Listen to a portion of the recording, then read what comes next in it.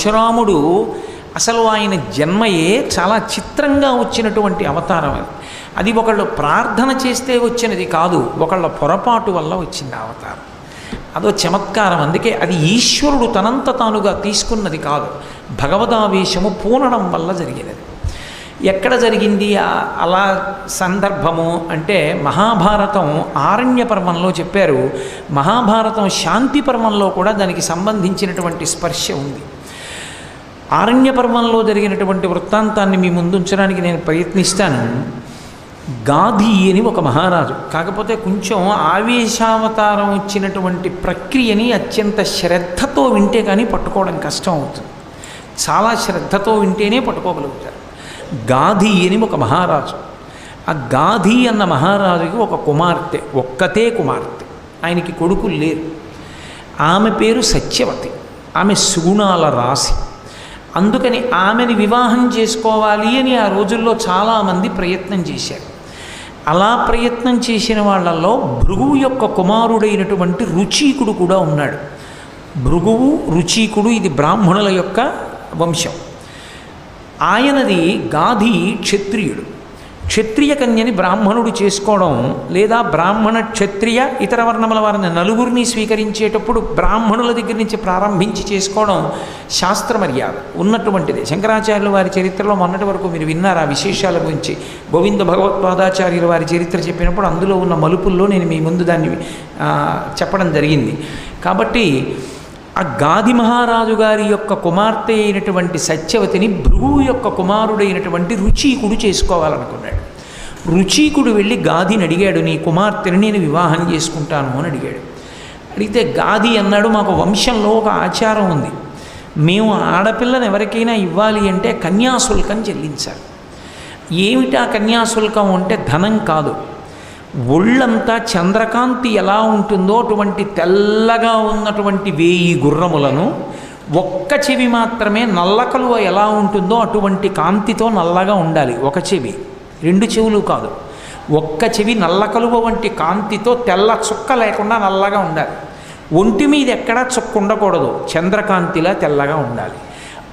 అటువంటి గుర్రములను 1000 గుర్రములను తెచ్చి ఎవరిస్తాడో వాడికి మా పిల్లని ఇస్తూ ఉంటాం, నువ్వు తెచ్చి ఇవ్వగలిగితే నీకు ఇస్తానన్నాడు. భృగువు యొక్క కుమారుడైనటువంటి రుచీకుడు బ్రాహ్మణుడి దగ్గర ఈ గుర్రాలు ఎక్కడి నుంచి ఉంటాయి, ఎక్కడికి వెళ్ళి యుద్ధాలు చేసి ఇప్పుడు పట్టుకొస్తాడు. అందుకని ఆయన తన తపోబలంతో వరుణలోకానికి వెళ్ళాడు. వరుణలోకానికి వెళ్ళి, వరుణలోకం గురించి మహాభారతంలోనే భీష్మాచార్యుల వారు చెప్తారు. ఎవరు తటాకములను నిర్మాణం చేస్తారో, నదీ ప్రవాహముల యందు స్నానం చేయడానికి వీలుగా ఘాట్ కడతారో వాళ్ళందరినీ వరుణలోకానికి తీసుకెడతారు శరీర పతనానంతరం. అక్కడ ఎప్పుడు చల్లగా ఉంటుంది. ఆ వరుణలోకంలో కూర్చోబెడతారు. ఆ వరుణుడు ఈ రుచీకుడు కలుసుకున్నారు. రుచీకుడు తన తపశ్శక్తితో వరుణుడి దగ్గరికి వెళ్ళాడు. వెళ్ళి ఆ వరుణుణ్ణి అడిగాడు, అయ్యా నేను పెళ్లి చేసుకుందాం అనుకుంటున్నాను, నాకు ఇవ్వవలసింది. అదేమిటంటే అలా ఇస్తారా, అలా పెళ్లి చేసుకుంటానని అడగచ్చా, మళ్ళీ అదో ధర్మం. పెళ్లి చేసుకుంటానని అడిగినా, నా విద్య పూర్తయింది, గురువుగారికి నేను కట్నం ఇవ్వాలని అడిగినా, ఇవ్వవలసినటువంటి కర్తవ్యం ఎవరిది అంటే రాజ్యాన్ని పరిపాలించే రాజుది. మరి రాజ్యాన్ని పరిపాలించే రాజు వరుణుడు కాదు కానీ మీరు అడగచ్చు, ఆయన దిక్పాలకుడు, ఒక దిక్కుకు పరిపాలకుడు, పశ్చిమ దిక్కుకు ఆయనే అధిపతి. పైగా ఆయనకు లక్షణం ఉంది, పుత్రపౌత్రాభివృద్ధికి ఆయనే కారకుడు. అందుకే ఏదైనా క్రతువు చేసిన తర్వాత ఆశీర్వచనం చేస్తే పశ్చిమ దిగ్భాగే వరుణో దేవత వరుణ ప్రసాదాత్ పుత్రపౌత్రాభివర్ధనమశ్నుతే అంటారు. పశ్చిమ దిక్కుకు అధిపతి అయినటువంటి వరుణుని యొక్క అనుగ్రహము చేత నువ్వు పుత్రపౌత్రాదులను పొందెదవుగాక అంటారు. వంశాభివృద్ధికి కారకుడైన. అందుకే వరుణుడు బాధపడితే ఇంట్లో పిల్లలు పుట్టడంలో ఇబ్బందులు వస్తాయి. వరుణుడు బాధపడ్డం అంటే మీరు ఒక మాట గుర్తుపెట్టుకోవాలి, వరుణుడు అంటే పైనుంచి పడే వర్షం కాదు, జలాధిదేవత. అందుకే మా చిన్నతనంలో మాకు తెలిసేది కాదు, ఎందుకురా ఇలా అంటారనుకునేవాళ్ళం. నూతిలో చేద వేసి ఖాళీ చేదని ఎత్తి ఇలా ఇలా కొడితే దెబ్బలాడేది మా అమ్మ. తప్పు రాలా, చప్పుడు రాకూడదనేది, నిశ్శబ్దంగా ముంచాలి, నీటి మీద కొట్టకండనేది. అలాగే ఒంటి మీద బట్ట లేకుండా స్నానం చేయడం, ఇవన్నీ వరుణుడి పట్ల చేసేటటువంటి అపచారాలు. ఈ అపచారములు కట్టి కుడుపుతాయి. కాత్యాయని వ్రతంలో భాగవతంలో ఆదోషం చేయడం వల్లే కృష్ణ పరమాత్మ అనుగ్రహం గోపకాంతలకి కలగలేదు. కాత్యాయనీదేవి కళ్ళ చేయుటే కాక ఈ రీతి నూచువారిందుకలరు వ్రతఫలంబు మీరు వలచిన చక్కగా ఇంతులెల్ల చేతులెత్తి మ్రొక్కి చేరి పుచ్చుకొనుడు చీరలు అని కృష్ణ పరమాత్మ వాళ్ళతో అంటాడు. తప్పు చేశారు, బట్టలు లేకుండా స్నానం చేశారు, వరుణుడి పట్ల అపచారం జరిగింది, ప్రాయశ్చిత్తం చేతులెత్తి నమస్కరించండి, బట్టలు ఇస్తానంటాడు. కాబట్టి వరుణుడి పట్ల అపచారం చేయకూడదు. ఆ వరుణుడు దిక్పాలకుడు, ఆయన ఏదైనా ఇస్తాడు ప్రభువు కనుక. ఆ వరుణుణ్ణి అపేక్షించాడు రుచీకుడు. మళ్ళీ మీరు జ్ఞాపకం పెట్టుకుంటూ ఉండాలి, గాది కుమార్తె అయిన సత్యవతిని చేసుకోవాలనుకున్న భృగువు యొక్క కుమారుడైన రుచీకుడు వరుణుడి దగ్గరికి వెళ్ళాడు. ఎందుకంటే నేను మధ్య మధ్యలో పెత్తనానికి వెళ్ళిపోతుంటాను, ఆ పక్కకి ఈ పక్కకి, మళ్ళీ మధ్యలోకి వస్తూ ఉంటాను. ఆ వరుణుడి దగ్గరికి వెడితే వరుణుడు సంతోషించి, నీ వంటి బ్రాహ్మణుడు వివాహం చేసుకుంటానని నా దగ్గరికి వస్తే ఇవ్వడం నా ధర్మం, కాబట్టి 1000 గుర్రాలు ఇస్తాను, తీసుకెళ్ళాడు. కానీ ఇప్పుడు 1000 గుర్రాలు వరుణలోకం నుంచి ఇక్కడికి ఎలా వస్తాయి? ఆయన అన్నాడు, చూడండి మనం అంటూ ఉంటాం ఇవన్నీ ఎక్కడ పట్టుకెడతారు కానండి, రైల్లో మీరు వెళ్ళిపోండి, నేను కొరియర్లో పంపించేస్తాను అంటూ ఉంటాను చూడండి, లేకపోతే లారీలో పంపించేస్తాను అంటాం. అలా ఆయన అన్నాడు, నా సంకల్ప శక్తి చేత వరుణుడికున్న అధికారం దేని మీద? జలముల మీద. నేను జలముల ద్వారా పంపించేస్తాను, ఇవి జలంలో వచ్చేస్తాయి. ఎక్కడికి వస్తాయి? గాది పరిపాలిస్తున్న ప్రదేశం కన్యాకుబ్జం. కన్యాకుబ్జం దగ్గర గంగానది ప్రవహిస్తోంది. నువ్వు వెళ్ళి గంగానది ఒడ్డున నిలబడి స్నానం చేసి నమస్కారం చేయి. ఆ గంగలోంచి 1000 గుర్రాలు బయటకు వస్తాయి, పట్టుకెళ్ళి గాది మహారాజుకి ఇచ్చేయండి. ఇప్పటికీ అందుకే కన్యాకుబ్జంలో గంగానదిలో అశ్వతీర్థము అని తీర్థం, అక్కడి నుంచే 1000 గుర్రాలు పైకి వచ్చాయి. అవి పురాణం, అబద్ధమేం కాదు, యథార్థంగా జరిగిన విశేషాలే అవన్నీ. కాబట్టి ఈ రుచీకుడు గంగానది కన్యాకుబ్జంలో అశ్వతీర్థంలో స్నానం చేశాడు, 1000 గుర్రాలు పైకి వచ్చాయి. ఇప్పుడు ఈ 1000 గుర్రాలని పట్టుకెళ్ళి గాది మహారాజుకి ఇచ్చాడు. ఇస్తే గాది మహారాజు తన కుమార్తె అయిన సత్యవతీదేవిని రుచీకునికిచ్చి వివాహం చేశాడు. ఈ రుచీకుడు ఈ సత్యవతీదేవిని తీసుకుని గృహస్థాశ్రమంలోకి ప్రవేశించాడు. మళ్ళీ ఇక్కడ ఒక విచిత్రం జరిగింది. ఒకానొకప్పుడు శివకేశవులు ఇద్దరికీ 2 ధనస్సులు ఇచ్చారు. సంతోషం పుట్టింది. అద్భుతమైన ధనస్సులు నిర్మాణం చేసి ఇద్దరికీ చెరుకో ధనస్సు ఇచ్చారు. పరమేశ్వరుడు భవిష్యత్తు తెలుసుకోగలడు. పరమశివుడు తన దగ్గర ఉన్న ధనస్సుని తీసుకెళ్ళి జనక మహారాజు గారి వంశంలో పుట్టిన వాళ్ళ దగ్గర పెట్టాడు. శ్రీ మహావిష్ణువు తన ధనస్సు తీసుకెళ్ళి రుచీకుడికి ఇచ్చాడు. రుచీకుడి దగ్గర విష్ణు ధనస్సు. విష్ణు ధనస్సును ఎవరు ఎక్కువ పెట్టలేరు. న్యాసం అంటారు, అంటే అదో గౌరవం, అదో గౌరవంగా ఇంట్లో ఉంచుకుంటారు. మీరు చాలా మంచి పని చేశారని ఓ సర్టిఫికేట్ ఇచ్చామనుకోండి, ఆ సర్టిఫికేట్ ఎందుకు పనికి వస్తుంది? దాన్ని ఎవరో అమ్మితే ఏం కొనుక్కోరు, కానీ అది ఇంట్లో పటం కట్టించి పెట్టుకుంటారు, ఓ గౌరవం. ఓ మా తాతగారు అంత మంచి పని చేశారు, మా తండ్రి గారు అంత మంచి పని చేశారని ఆ వారసులు చూసుకుని ఆనందిస్తారు. ఇంత కీర్తి ప్రతిష్టలు ఉన్నది మా వంశం అని.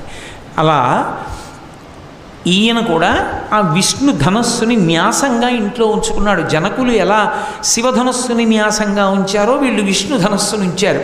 ఈ శివధనస్సుకి విష్ణు ధనస్సుకి ఓ పెద్ద కథ ఉంది. మళ్ళీ అది నడవడం కోసం వచ్చింది. ఇదంతా అమాయకంగా ఏదో పట్టుకెళ్ళి వస్తువు ఇచ్చినట్టు ఇవ్వడు పరమేశ్వరుడు.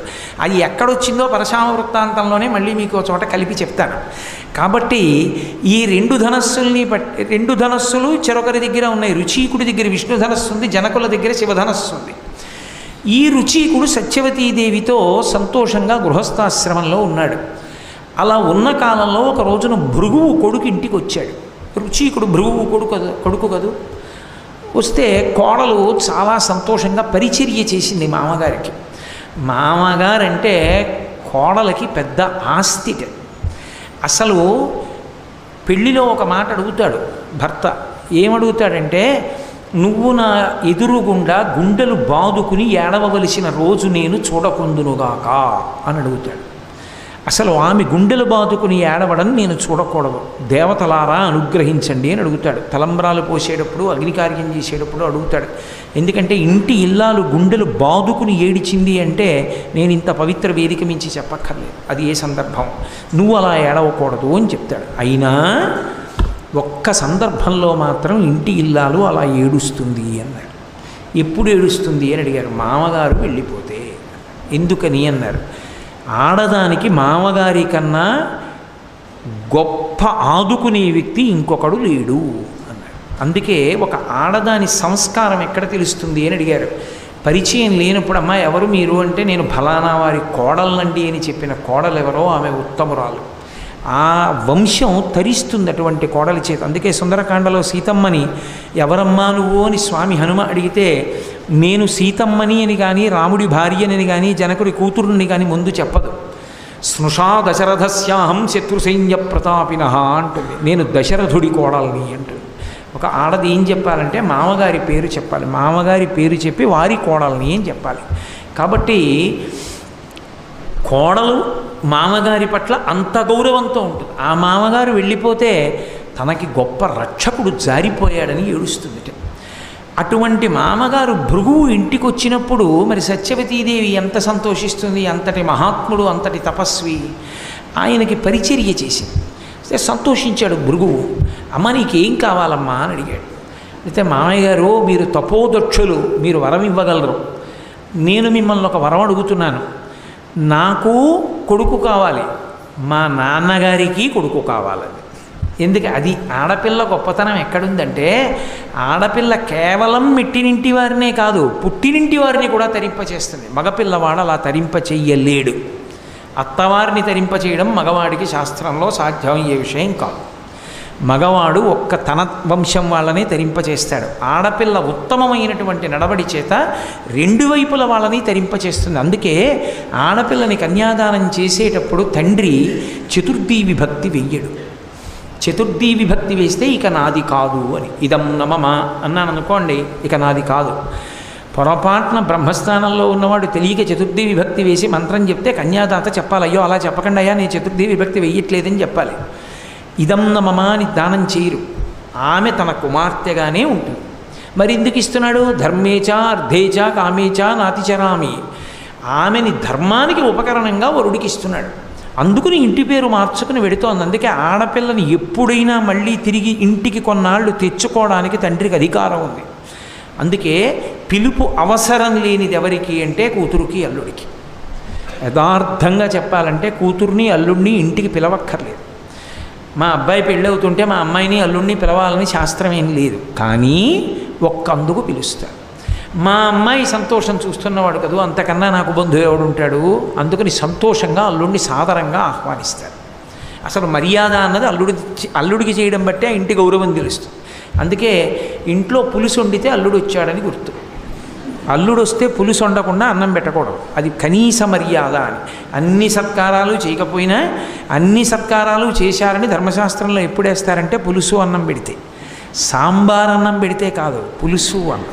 అందుకే ఎప్పుడైనా ఓ మంగళకార్యం జరిగింది అంటే ఏం పెట్టాలి అంటే 4 రకాల కాయగూరల ముక్కలు వేసిన పులుసు అన్నంలో ఉండాలి. అది లేదు అంటే ఆ ఇంటి యజమానికి ధర్మం తెలియదు అని గుర్తు. సరే, ఇప్పుడు పులుసు గురించి నాకెందుకు కానీ పరశురాముడి గురించి చెప్తూ అల్లుడిని అందుకు మర్యాద చేస్తారు. కాబట్టి ఆ కూతురు అల్లుడి పట్ల అంత మర్యాదతో కన్యాదాత కూడా ఉంటాడు.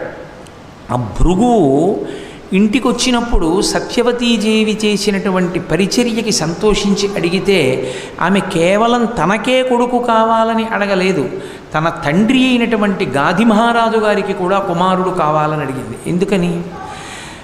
తను ఒక్కతే తరించడం కాదు, తన తండ్రికి కొడుకు లేడు, తాను ఒక్కతే కూతురు. తనని కన్యాదానం చేసేసాడు, కొడుకులు పుట్టాలని తీర్థయాత్ర చేస్తున్నాడు. మా నాన్నగారికి కూడా కొడుకు కావాలి అని. వెంటనే భృగువు గొప్ప తపశ్శక్తి సంపన్నుడు. ఆయన 2 చెరువులు ఏర్పాటు చేశాడు. చెరువులంటే ఏదో నీళ్లు తవ్విన చెరువులు అనుకోకండి, హవిష్యపాత్ర అంటారు. హవిష్యపాత్ర అంటే హోమం చేసేటప్పుడు వండినటువంటి హవిష్యాన్నం. ఆ హవిష్యాన్నాన్ని కొద్దిగా 2 పాత్రలలో పెట్టి తన మంత్రశక్తి చేత అభిమంత్రించాడు వాటిని. వాటిలోకి ఆ శక్తి ప్రవేశిస్తుంది. అమ్మ, మీ అమ్మ తిరిగి వస్తోంది తీర్థయాత్ర నుంచి, నిన్ను చూడడానికి ఇక్కడికి వస్తుంది. ఒక పని చెయ్యి, ఈ పాత్ర నువ్వు తిను, ఈ పాత్ర మీ అమ్మ తినాలి. ఎందుకు అంత జాగ్రత్త చెప్పాడు అంటే ఇద్దరూ ఒక రకమైనటువంటి కర్తవ్యతానిష్ట ఉన్న కుటుంబాలు కావు. గాధి క్షత్రియుడు, సత్యవతి గాధి కుమార్తె అయిన తన కుమారుడైనటువంటి రుచీకుడికి భార్య అయింది. అందుకని బ్రాహ్మణి అంటే బ్రాహ్మణుని భార్య అని. బ్రాహ్మణుని భార్య ఎటువంటి కొడుకుని కనాలి? బ్రాహ్మణుణ్ణి కనాలి. ఆ ఇంట్లో పుట్టినవాడు కూడా వేదాంగములు చదువుకుని శాస్త్రం చదువుకుని చక్కగా ధర్మానుష్ఠాన తత్పరుడైన వాడు పుట్టాలి. అంతేగాని గుర్రం ఎక్కి యుద్ధాలు చేసేవాడు ఎందుకు బ్రాహ్మణుడు కుటుంబంలో? అందుకనమ్మా నీకు బ్రాహ్మణుడు పుట్టాలి, నీ తండ్రికి బ్రాహ్మణుడు పుట్టి వేదం చదువుకుని జపం చేసుకుంటూ కూర్చుంటే రాజ్యం చేసేవాడేవాడు. అందుకని మంచి క్షాత్రం ఉన్నవాడు పుట్టాలి. అందుకని పరాకుసుమ, ఒకరి పదార్థం ఒకరు తినకండి, ఎవరి పదార్థం వాళ్ళే తినాలి. ఈ పాత్ర నీకు, ఈ పాత్ర మీ అమ్మకి. ఈ పాత్రలో ఉన్న పదార్థములను తిని గర్భదోష నివారణము అంటారు. ఈ పదార్థము బిడ్డగా తయారయ్యి దీని అనుగ్రహము చేత పిండం ఏర్పడేటప్పుడు ఆ పిండము ఏర్పడడానికి, పాపము నివారింపబడడానికి 2 చెట్లు చెప్పాడు. నువ్వు మేడి చెట్టుని కౌగిలించుకో, మీ అమ్మ అశ్వత్థ వృక్షాన్ని కౌగిలించుకోవాలి, రావి చెట్టుని కౌగిలించుకోవాలి. ఈ పదార్థాన్ని తినండి, ఇద్దరూ గర్భవతులవుతారన్నాడు. సరేనంది. పాపం భృగు మహర్షి అనుగ్రహించాడన్న సంతోషంలో, మామగారితో మాట్లాడడంలో ఏ ఆనందంలో విందో మరిచిపోయి, ఎవరు ఏది తినాలి, ఎవరు ఏ చెట్టుని కౌగిలించుకోవాలి పొరపాటు పడి భృగు వెళ్ళిపోయాడు. వెళ్ళిపోయిన తర్వాత తల్లి వచ్చింది, ఎంతో సంతోషపడిపోయింది. అమ్మ నీకు కొడుకు పుడతాడు, ఇగో ఈ పాత్రలోది నువ్వు తిను, ఈ పాత్రలోది నేను తింటానని పాత్రలు మారిపోయి, తల్లి తినవలసినది తను తింది, తను తినవలసింది తల్లి తింది.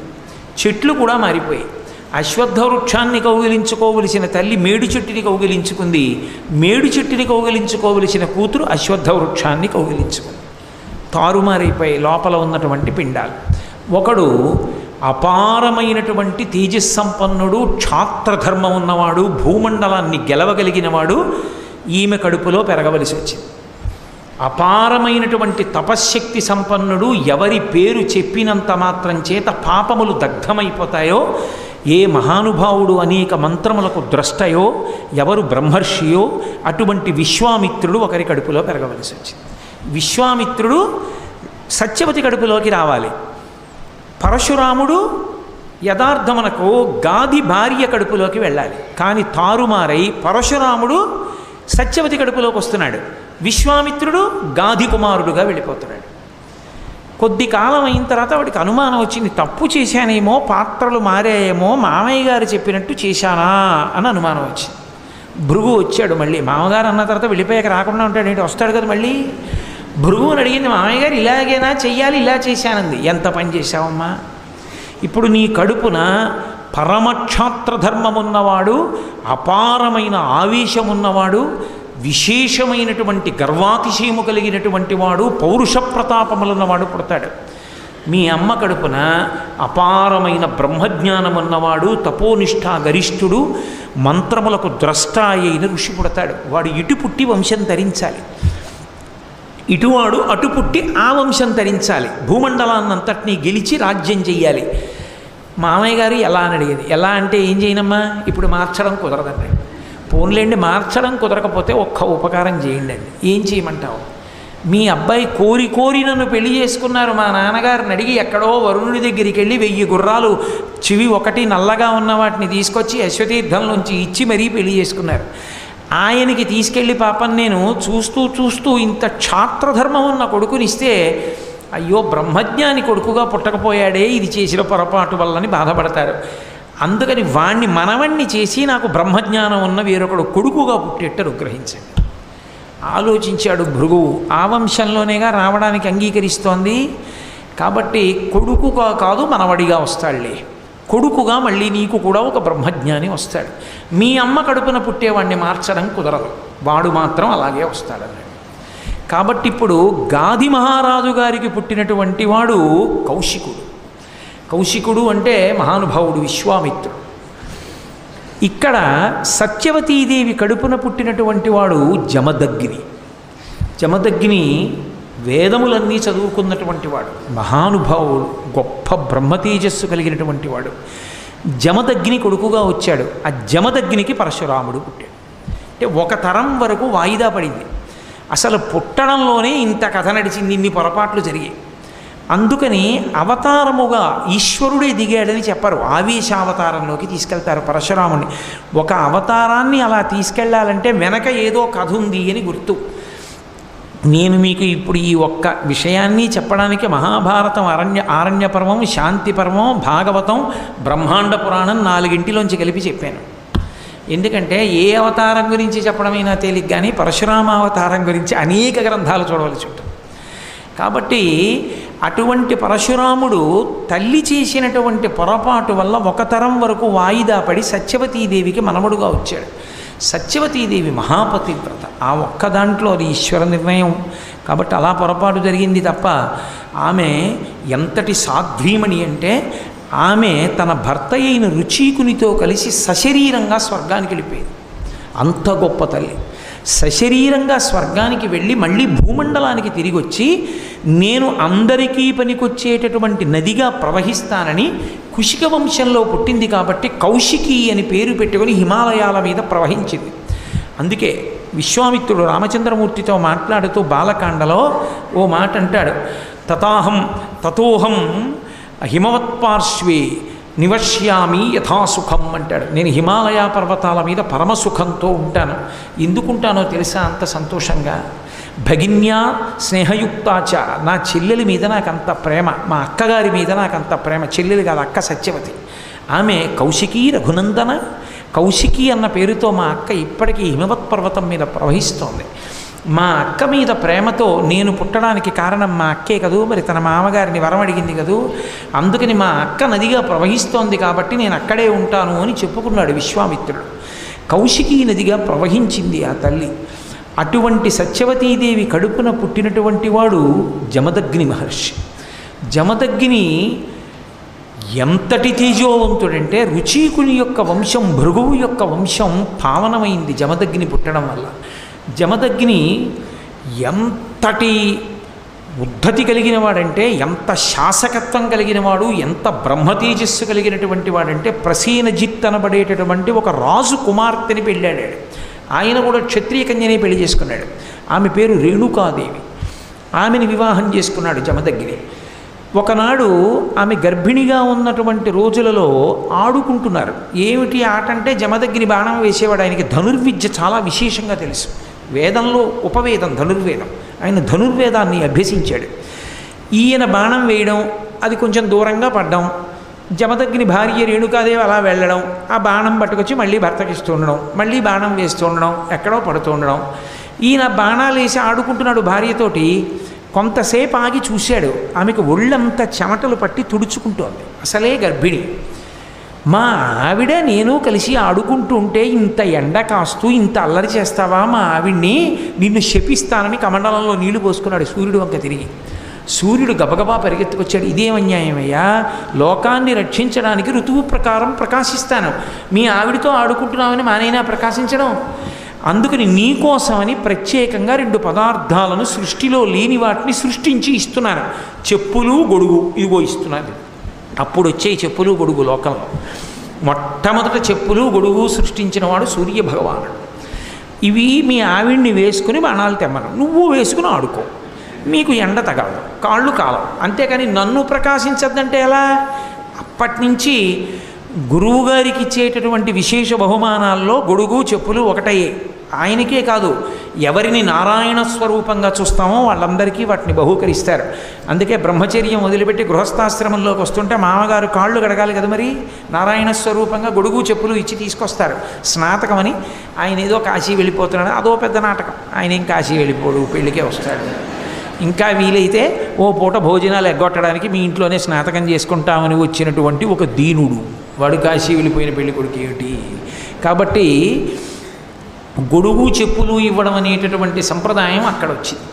సరే, ఆ జమదగ్ని మహర్షి రేణుకాదేవికి 5 కుమారులు జన్మించారు. అందులో పెద్దవాడికి రుమణ్వంతుడు అని పేరు, 2వ వాడు సుషేనుడు, 3వ వాడు వసు, 4వ వాడు విశ్వావసు, 5వ వాడు పరశురాముడు. ఆయనకి 5వ వానికి పేరు పరశురాముడు కాదు, తండ్రి పెట్టుకున్న పేరు రాముడు. రాముడు అని పేరు పెడితే ఒకప్పుడు పెద్ద గొడవ వచ్చింది. రామ అంటే ఇద్దరిలో ఎవరో ఒకడే రాముడు ఉండాలి, నువ్వు రాముడు నేను రాముడా అన్నాడు రాముడి దగ్గరికి వెళ్ళి. ఆయన పెట్టింది రామ. ఆయన పరశురామ ఎందుకయ్యాడంటే ఆయన పరమశివుడి గురించి ఘోరమైన తపస్సు చేశాడు. చేస్తే పరమశివుడు వ్యాధుడి రూపంలో వచ్చాడు. నేను అందుకే ఇవాళ పద్యాలు తగ్గించా, లేకపోతే ఎప్పటికవుతుంది, ఎప్పటికి పూర్తి చేస్తాను ఈ కథ అంతాను. ఈ అవతారం గురించి చెప్పడం ఎక్కడవుతుందని ఇప్పుడు నేను చెప్పేటటువంటిది బ్రహ్మాండ పురాణంలోంచి చెప్తున్నాను. వ్యాధుడి రూపంలో వచ్చాడు. హిమవత్ పర్వతం మీద తపస్సు చేస్తుంటే భార్గవరాముడు అంటారు. ఎందుకంటే భృగువంశంలో పుట్టినవాడు కాబట్టి గుర్తుపట్టడానికి భార్గవరాముడు అంటారు. ఈ భార్గవరాముడు హిమవత్ పర్వతం మీద కూర్చుని పరమశివుడి గురించి తపస్సు చేశాడు. తపస్సు చేస్తే పరమశివుడు ఈయన్ని పరీక్ష చేద్దామని వ్యాధుడి రూపంలో వచ్చాడు. వ్యాధుడు అంటే వేటాడి మాంసం తినేవాడు అని. వచ్చి పెద్ద గద్దించాడు, ఎవరు నువ్వు ఇక్కడ ఎందుకు కూర్చున్నావని. ఇద్దరి మధ్య చాలా వాదులాట జరిగింది. ఎందుకు అరుస్తావు, కావాలంటే నువ్వు కూర్చుని జపం చేసుకో అన్నాడు. ఆఖరికి ఆ వ్యాధుడు పరమశివ రూపంలో సాక్షాత్కరించాడు. పరశురాముడు సంతోషించి స్తోత్రం చేశాడు. స్తోత్రం చేస్తే శివుడు సంతోషించి ఆయనకి ఒక గండ్రగొడ్డలిని బహూకరించాడు. అది ఎక్కడిది అంటే శివుడి చేతిలో ఉంటుంది ఆ గొడ్డలి. ధవళవపుషమిందోర్ మండలే సన్నివిష్టం భుజగవలయహారం భస్మదిగ్ధాంగమీశం మృగయ పరశు పాణిం చారు చంద్రార్ధమౌళిం హృదయ కమల మధ్యే సంతతం చింతయామి అని. ఒక చేతిలో మృగాన్ని పట్టుకుని ఓ చేతిలో గండ్రగొడ్డలి పట్టుకుంటాడు. ఆ గండ్రగొడ్డలిని ఆయనకి ఇచ్చాడు. ఇచ్చి ఇక ఇక్కడి నుండి నువ్వు ఎక్కడైనా ఎవరైనా బాధపడుతూ ఉంటే వాళ్ళని రక్షించడానికి పరశువుని వాడమన్నాడు. ఆయన పరశువు వేసుకుని నడుస్తుండేవాడు. ఆ గండ్రగొడ్డలు పట్టుకుని తిరుగుతుండేవాడు. ఆ గండ్రగొడ్డలిని పట్టుకుని తిరుగుతూ ఉంటాడు కాబట్టి ఆ గండ్రగొడ్డలి పరమశివదత్తం కనుక అది ఆయన చేతిలో ఉండగా ఆయన్ని ఎవరూ నిర్జించలేరు కనుక, ఓడించలేరు కనుక పరశురాముడు అని పిలుస్తుండేవారు భయంతో ఆయన్ని. ఇటువంటి పరశురాముణ్ణి పరమశివుడు ఒకసారి మళ్ళీ పిలిపించాడు కైలాసానికి. దేవతలకి రాక్షసులతో యుద్ధం జరుగుతోంది, నువ్వు వెళ్ళి అక్కడ వాళ్ళకి సహాయం చెయ్యి, దేవతలకి రాక్షసులతో యుద్ధం చేయమన్నాడు. అంటే పరశురాముడు అన్నాడు, నా దగ్గర నువ్వు ఇచ్చిన పరశువు తప్ప ఇంకేం లేదు, నాకేం ధనుర్వేదం తెలియదు, నేను యుద్ధం ఎలా చేయగలనని అడిగాడు. అడిగితే పరమేశ్వరుడు ఒక వరం ఇచ్చాడు, నేను నిన్ను ఆవేశిస్తా. ఆవేశించుట అంటే అంశ ఆయనలోకి ప్రవేశిస్తుంది, నీలో ఉండి నేను పనిచేస్తాను కాబట్టి నీకింక ధనుర్వేదం తనంత తాను భాషిస్తుంది, నువ్వు ఎంతమందినైనా పడగొట్టేస్తావు, యుద్ధం చేయమన్నాడు. పరమశివావేశం కలిగింది. అందుకని ఆవేశావతారములలో ఒకటైంది పరశురామావతారం. ఆయన దేవతలకి సహాయంగా రాక్షసుల మీద యుద్ధానికి వెళ్ళి ఆ రాక్షసులందరినీ కూడా పడగొట్టాడు. పడగొడితే ఆయన ఒళ్ళంతా కూడా తుత్తునియల కింద కొట్టారు రాక్షసులు. నెత్తురు ఓడిపోయి పూచిన మోదుగు చెట్టులా అయిపోయాడు. అయి శివుడికి నమస్కరించి నువ్వు ఇచ్చిన కర్తవ్యం పూర్తి చేశానన్నాడు. పరమేశ్వరుడు ఆయన శరీరాన్నంతటినీ తడిమాడు.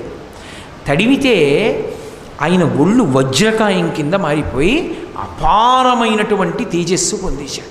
ఇంకా అంతా ఇంత తేజస్సు కాదు, అంత విశేష తేజస్సు. అందుకే అప్పటి నుంచే ఏమైందంటే సామాన్యుడైన వాడు పరశురాముడి వంక చూడలేడు. పరశురాముడు నడిచి వస్తుంటే కేవలం ఆయన్ని చూస్తే కొన్ని లక్షల సైన్యం మూర్ఛపోయేది. ఆయన యుద్ధం చేయక్కర్లేదు, ఆయన నడిచి వస్తే చాలు. ఆయన వస్తుంటే పడిపోయేవారంతే. మహాతేజోవంతులైనటువంటి వారైతేనే ఆయన్ని చూస్తారు నిలబడి. అంతటి తేజోమూర్తి అయ్యాడు, అంత తపస్సు చేశాడు. జటాజూటం కట్టుకుని గండ్రగొడ్డలి భుజాన వేసుకొని తిరుగుతుండేవాడు. సరే కొంతకాలం అయింది. అప్పుడే ఒక విచిత్రం ఒకటి జరిగింది. ఆయన మనసులో ఒక కోరిక ఉండేది, నేను ఒకే భగవానుణ్ణి శివుడిగా దర్శించాను, అదే భగవానుణ్ణి కృష్ణుడిగా చూడాలని కోరిక పెట్టుకున్నాడు. అప్పటికి ఇంకా కృష్ణావతారం రాలేదు. మరి కృష్ణుడిగా ఎక్కడున్నాడు అని మీరు నన్ను అడగచ్చు. గోలోకమని ఒక లోకం, గోలోకే రాధికా స్వయం అని అమ్మవారు గోలోకంలో రాధికగా ఉంటుంది. ఆ గోలోకమునకు అధిదేవత కృష్ణుడు. ఆ కృష్ణస్వరూపాన్ని దర్శనం చేయాలని పరశురాముడికి కోరిక. ఆయన హిమవత్ పర్వతం నుంచి నడిచి వస్తూ తీర్థయాత్రలు చేసి వస్తూ ఒక సరోవరంలో నీళ్లు తాగుతున్నాడు. నీళ్లు తాగుతుంటే 2 జింకలు పరిగెత్తుకొచ్చాయి. అవి అరుస్తూ పరిగెత్తుకొచ్చినటువంటి పరిస్థితి చూసి పరశురాముడు అనుకున్నాడు, వీటిని ఎవరో వేటాడుతున్నారు, భయపడి ఇలా వస్తున్నాయి అనుకున్నాడు. అవి అక్కడికి వచ్చి సేద తీరి నీళ్లు తాగుతుంటే ఒక జింక మనుష్య భాషలో అంది, జటాజూటం కట్టుకుని ఇంత తేజోమూర్తిగా ఉన్నాడు గొడ్డలి పట్టుకుని, వీడు మన్ని సంహరించాడు కదా అంది. రెండవ జింక అంది, ఆయన మన జోలికి రాడు, ఆయన పరశురాముడు, మహాతేజోమూర్తి. ఆయన మన పక్కనంత ఉన్నంతకాలం మనని ఎవరూ చెనకరు. కానీ ఆయనకు కోరిక ఉంది విష్ణు దర్శనం చెయ్యాలని కృష్ణుడిగా. కానీ ఆయనకి తెలియదు ఆయన ఉపాసనా బలానికి ఆయనకి కృష్ణ దర్శనం అవ్వదు. ఆయనకి కృష్ణ దర్శనం అవ్వాలంటే ఈయన అగస్త్యాశ్రమానికి వెళ్ళి అగస్త్యాశ్రమంలో ఉన్న మునుల దగ్గర కృష్ణ స్తోత్రాన్ని ఉపదేశం పొంది జపం చేస్తే కృష్ణ దర్శనం అవుతుంది అని. ఆయన తెల్లబోయాడు. ఇదేమిరా 2 జింకలు మనుష్య భాషలో మాట్లాడుకుంటూ నా గురించి చెప్తున్నాయని ఆ జింకను అడిగాడు. నీకెలా తెలుసు నా గురించి, నువ్వు ఎలా చెప్పగలిగావని అడిగాడు. అప్పుడు ఆ జింక మళ్ళీ తన పూర్వజన్మ వృత్తాంతం చెప్పాడు. నేను ఒకానొకప్పుడు సుశర్మ అని పేరు కలిగినటువంటి బ్రాహ్మణుణ్ణి. వేదం చాలా బాగా చదువుకున్నాను. కానీ బ్రాహ్మణ జన్మ అయిన కారణం చేత పిరికితనం ఉండేది. ఒకనాడు దర్భలు పట్టుకుని ఇంటికి వెళ్ళడంలో దారి తప్పాను. చీకటి పడిపోయింది. క్రూర మృగాలు రావు కదా అని భయపడుతూ దర్భలు పట్టుకుని వెడుతున్నాను. ఇంతలో ఎక్కడి నుంచో ఒక పెద్ద పులి ఒక జింకని తరివి నోట కరిచి పట్టుకుని పరిగెత్తింది. ఆ కంఠాన్ని పట్టుకుని పరిగెడుతున్నటువంటి పెద్ద పులిని చూశాను. అదే నా మనసులో ఉండిపోయింది. బ్రాహ్మణుడనైన కారణం చేత పిరికితనంతో పులినోట్లో ఉన్న జింకని స్మరిస్తూ ఒక రాళ్లగుట్ట మీద పడి తలకి దెబ్బ తగిలి నెత్తురు కక్కి మరణించాను. చిట్ట చివరి స్మృతిలో జింక ఉండిపోయింది. కానీ దర్భలు చేత పట్టుకుని అంత వేదం చదువుకున్న పవిత్రమైన బ్రాహ్మణుడిగా మరణించాను కనుక బ్రహ్మచారిగా నాకు విశేష స్మృతి ఉంది. ఎవరు ఏ లోపంలో ఉన్నా తెలుసుకోగలరు. వాళ్ళ కోరిక ఏమిటో నాకు తెలుస్తుంది. అందుకని చెప్పగలిగాను. నువ్వు అగస్త్యాశ్రమానికి వెడితే కృష్ణుని యొక్క మంత్రోపదేశం పొందితే నీకు కృష్ణ దర్శనం అవుతుందని. అయితే అగస్త్యాశ్రమానికి వెడతానని ఆయన బయలుదేరాడు. ఆయన వెనక జింకలు బయలుదేరాయి. ముగ్గురు వెళ్ళారు. అగస్త్యాశ్రమంలో కృష్ణ మంత్రాన్ని ఉపదేశం పొంది జపం చేశాడు. ఆయనకి కృష్ణ సాక్షాత్కారం అయింది.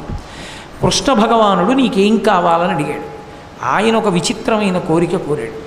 నాకేమీ కోరిక లేదు, ఒక్కసారి మిమ్మల్ని చూడాలని కోరుకున్నాను అంతే, మీ దర్శనమైంది చాలు, నాకే కోరిక లేదు. దేవతలు ప్రత్యక్షమైతే కోరిక తీర్చకుండా వెళ్ళారు. కృష్ణ భగవానుడు అన్నాడు, ఇవాళ నుండి నేను కూడా నీలో ఆవేశిస్తున్నాను. నేను నిన్ను ఆవేశించడానికి ఒక కారణం ఉంది. రామావతారం ఏమిటో నీకు తెలిసేటటువంటి రోజు ఒకటి వస్తుంది. నువ్వు రాముణ్ణి నిలదీస్తావు. రాముణ్ణి నిలదీసి నీ చేతిలో ఉన్న విష్ణు చాపాన్ని రాముడికి ఇచ్చినప్పుడు రాముడెవడో తెలియగానే నేను నీలోంచి అంతర్ధానం అవుతాను. అప్పుడు నీ తేజస్సు క్షయం అవుతుంది. ఆ తర్వాత నువ్వు ఇక స్థిరంగా కూర్చుంటావు ఓ పర్వతం మీద. అప్పటి వరకు నువ్వు తిరుగుతూనే ఉంటావు. నీకు నా ఆవేశ అవసరం ఉంది, అందుకే నేను నీలో ప్రవేశిస్తున్నానని కృష్ణుడు కూడా ప్రవేశించాడు. ఇప్పుడు ఆయన యందు శివ తేజస్సు విష్ణు తేజస్సు కూడా ప్రవేశించాడు. ఇతపూర్వమే శివ తేజస్సు ఉంది, ఇప్పుడు విష్ణు తేజస్సు కూడా ప్రవేశించింది. ఈ 2 తేజస్సులతో కూడినటువంటి వాడై ఇంటికి వెళ్ళాడు. ఇంటికి వెళ్ళి తండ్రి అయినటువంటి జమదగ్ని మహర్షిని సేవిస్తున్నాడు. అలా కాలం గడిచిపోతోంది. అలా కాలం గడిచిపోతూ ఉండగా ఒక విశేషం జరిగింది. ఒకనాడు జమదగ్ని మహర్షి తన భార్య అయినటువంటి రేణుకాదేవిని పిలిచి ఏదో అనుష్ఠానం చేసుకోవడానికి సరోవరానికి వెళ్ళి నీళ్లు తీసుకురమ్మన్నాడు. ఆవిడ పాత్ర పట్టుకుని నీళ్లు తీసుకురావడానికి వెళ్ళింది. అక్కడికి చిత్రరథుడు అనబడేటటువంటి గంధర్వుడు తన భార్యలతో వచ్చి మెడలో పూలదండలు వేసుకుని జలక్రీడలు ఆడుతున్నాడు. ఆ గంధర్వుడి యొక్క రూపాన్ని చూసి ఎంత బాగున్నాడో అన్న భావనతో ఆయన చేస్తున్న జలక్రీడల్ని తమకంతో చూసింది రేణుకాదేవి. ఆ చూస్తూ ఉండిపోవడంలో ఆలస్యం అయిపోయింది. భర్తకి నీటి పాత్ర తీసుకెళ్ళడం భయపడుతూ గబగబా తీసుకెళ్ళింది. భార్యని చూస్తూనే గుర్తించాడు జమదగ్ని, నువ్వు మానసిక వ్యభిచారం చేశావు. మానసిక వ్యభిచారం చేసినటువంటి నువ్వు నాకు భార్యాస్థానంలో ఉండడానికి యోగ్యురాలివి కావు. అందుకని నిన్ను భార్యాస్థానంలో ఉంచుకుని నేను ఇక గృహస్థాశ్రమంలో ఉండడం కుదరదు అని 5 కొడుకుల్ని వరుసగా పెద్ద కొడుకు అయినటువంటి వాడి దగ్గర నుంచి రుమణ్వంతుడి దగ్గర నుంచి ఒక్కొక్కరిని పిలిచి మీ అమ్మని చంపేసేయండి అన్నాడు. అంటే పెద్ద కొడుకు రుమణ్వంతుడు అన్నాడు, నాకు జన్మనిచ్చినటువంటి తల్లి పరదేవతా స్వరూపం, ఆవిడ్ని నేను చంపడం ఏమిటి, చంపనన్నాడు. 2వ కొడుకుని పిలిచాడు సుషేణుడు, అమ్మని చంపన్నాడు, నేను చంపనన్నాడు. 3వ కొడుకు వసువుని పిలిచాడు, నేను చంపనన్నాడు. 4వ కొడుకు విశ్వావసువుని పిలిచాడు, నేను చంపనన్నాడు. మీరు నలుగురు నా మాట వినలేదు కాబట్టి ఈ అరణ్యంలో చెట్లు మృగములైపోండి అన్నాడు. వెంటనే వాళ్ళు చెట్లు మృగములైపోయారు. 5వ వాడైనటువంటి భార్గవరాముణ్ణి పిలిచాడు. పిలిచి మీ తల్లిని సంహరించు అన్నాడు. వెంటనే కత్తి తీసి తల నరికేశాడు తల్లిని. భార్గవరాముడు ఆవిడ తల ఊడి పడిపోయింది. పడిపోగానే తండ్రి ప్రసన్నుడయ్యాడు. ఒరే, నేను చెప్పిన పని చేశావురా నువ్వు, చాలా చాలా సంతోషిస్తున్నాను. నీకేం వరం కావాలో కోరుకో, ఇస్తాను వరాలన్నాడు. మా అమ్మ తిరిగి బ్రతకాలి, అది నా మొదటి కోరిక అన్నాడు. బ్రతికిస్తున్నాను మీ అమ్మని అన్నాడు. నా అన్నలు మళ్ళీ చైతన్యం పొంది మనుష్య స్వరూపాలు పొందాలి అన్నాడు. మళ్ళీ వాళ్ళందరూ మనుష్య స్వరూపాలు పొందారు. నాకు చిరంజీవిత్వం కావాలన్నాడు. ఇస్తున్నానన్నాడు. అందుకు పరశురాముడు చిరంజీవి అయ్యాడు, జమదగ్ని మహర్షి యొక్క వరం. అయితే ఇక్కడ మాత్రం చాలా జాగ్రత్తగా ఒక రహస్యాన్ని గమనించవలసి ఉంటుంది. పడిన వారినెల్ల బ్రతికింపగలడు తన జనకుడని నరికే జమదగ్ని, ఆతడు చంపెననుచు తల్లిని అన్నల జనకునాజ్ఞనైన చంపవలదు. మహాభారతంలో మనకి ఖచ్చితంగా చెప్పినటువంటి ఋషి సందేశం. ఆయన చంపాడు అంటే పరశురాముడు, ఆయనకి తన తండ్రి అయిన జమదగ్ని మహర్షి యొక్క శక్తి తెలుసు. అమ్మ అలా ఉండిపోతే మానసిక వ్యభిచారం చేసింది కాబట్టి భార్యాస్థానంలో ఉండకూడదు. చచ్చిపోతే మళ్ళీ బతికిస్తే ఆ దోషం అక్కడతో పోయింది కాబట్టి మళ్ళీ భార్యాస్థానంలో ఉండొచ్చు. అందుకు చంపమన్నాడు.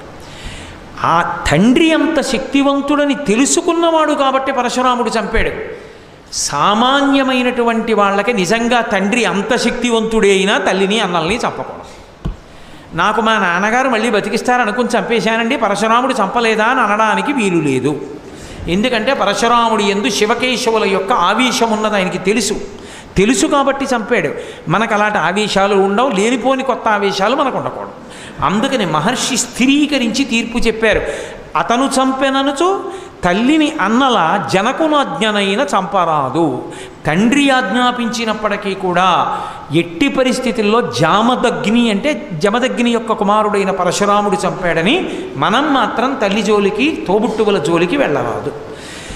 అలా చిరంజీవిత్వాన్ని పొందినటువంటి పరశురాముడు జమదగ్ని మహర్షి యొక్క కుమారుడై ఉండగా తండ్రి ఎంతో సంతోషించి కార్యక్రమాన్ని నెరవేరుస్తున్నాడు. పరశురాముడి జీవితం అనేకమైన మలుపులు తిరిగిపోయింది. జమదగ్ని మహర్షి ఆశ్రమంలో ఉన్నాడు. పరశురాముడు దర్భలు తీసుకురావడానికి, పళ్ళు తీసుకురావడానికి అరణ్యంలోకి వెళ్ళాడు. మిగిలినటువంటి అన్నలు నలుగురు ఉన్నా వాళ్ళది బ్రాహ్మణ తేజస్సు. వాళ్ళు పిరికి వాళ్ళు ఎంతసేపు ఏదో వచ్చిన వాడికి ఉపకారం చేయగలరు, ఏదైనా పట్టుకుపోతే వాడి కర్మ పరమేశ్వరుడు ఉన్నాడని ఊరుకుంటారు. ఈయనది అలా కాదు, ఈయనది క్షాత్ర తేజస్సు. ఊరుకోడు, కత్తెట్టుకుని వెంటపడతాడు. కారణం ఏమిటి? సత్యవతీదేవి కోరినటువంటి వరం వల్ల వచ్చినటువంటి లక్షణం అది. ఒకనాడు పరశురాముడు అరణ్యంలో ఉన్నాడు, జమదగ్ని మహర్షి ఆశ్రమంలో ఉన్నాడు. రేణుకాదేవి పక్కనుంది. ఉండగా ఒక చిత్రమైనటువంటి సందర్భం జరిగింది. కార్తవీర్యార్జునుడు అరణ్యానికి వచ్చాడు. ఈ కార్తవీర్యార్జునుడు విశేష శక్తి సంపన్నుడు. పౌరాణిక వాంగ్మయంలో కార్తవీర్యార్జునుడి యొక్క శక్తి ప్రత్యేకంగా ఎక్కడ కనపడుతుంది అంటే శ్రీరామాయణం ఉత్తరకాండలో చెప్పబడింది. అలాగే గురుచరిత్రలో దత్తాత్రేయ స్వామి వారి యొక్క పరిచర్య చేసి సంపాదించాడు ఆ శక్తులన్నీ. ఆయనకి 1000 బాహువులు, సహస్ర బాహువులతో ఉంటాడు. రామాయణం ఉత్తరకాండలో కార్తవీర్యార్జునుని యొక్క అనన్యమైన శక్తిని చెప్పారు. ఆయన నదీ తీరంలో కింది భాగంలో తన భార్యలతో కలిసి జలక్రీడలు ఆడుతున్నాడు. అదే సమయానికి ప్రదోష వేళలో ఎందుకో రావణాసురుడు పుష్పక విమానంలో వెళ్ళిపోతున్నాడు. ఆయనకు అలవాటు ఉంది. ప్రదోష వేళ అయితే ఎక్కడున్నవాడు అక్కడే కిందకి దిగి సైకతలింగం చేసి ఆ సైకతలింగానికి పూజ చేస్తాడు. ఆయన నది ఒడ్డున దిగి స్నానం చేసి సంధ్యావందనం చేసుకుని సైకతలింగం చేసి దానికి ఆరాధన చేస్తున్నాడు. వీళ్లకు పిచ్చి కోరిక పుట్టింది కార్తవీర్యార్జునుడి భార్యలకి. నీకు 1000 చేతులు ఉన్నాయి కదా, నదీ ప్రవాహాన్నంతటినీ ఆపేయగలవా 1000 చేతులతో అని అడిగారు. అది పెద్ద విషయమా అని 1000 చేతులు అడ్డు పెట్టాడు. అడ్డు పెడితే ఆ ప్రవాహం వెనక్కి వెళ్ళింది.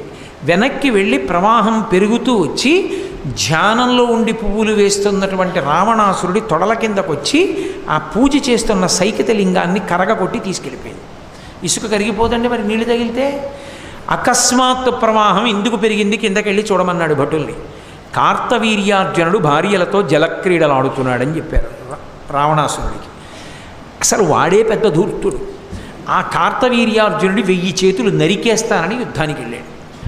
ఆ కార్తవీర్యార్జునుడు లోకాన్ని భయపెట్టినవాడు రావణుడు అంటే సామాన్యమైన వాడు కాదు.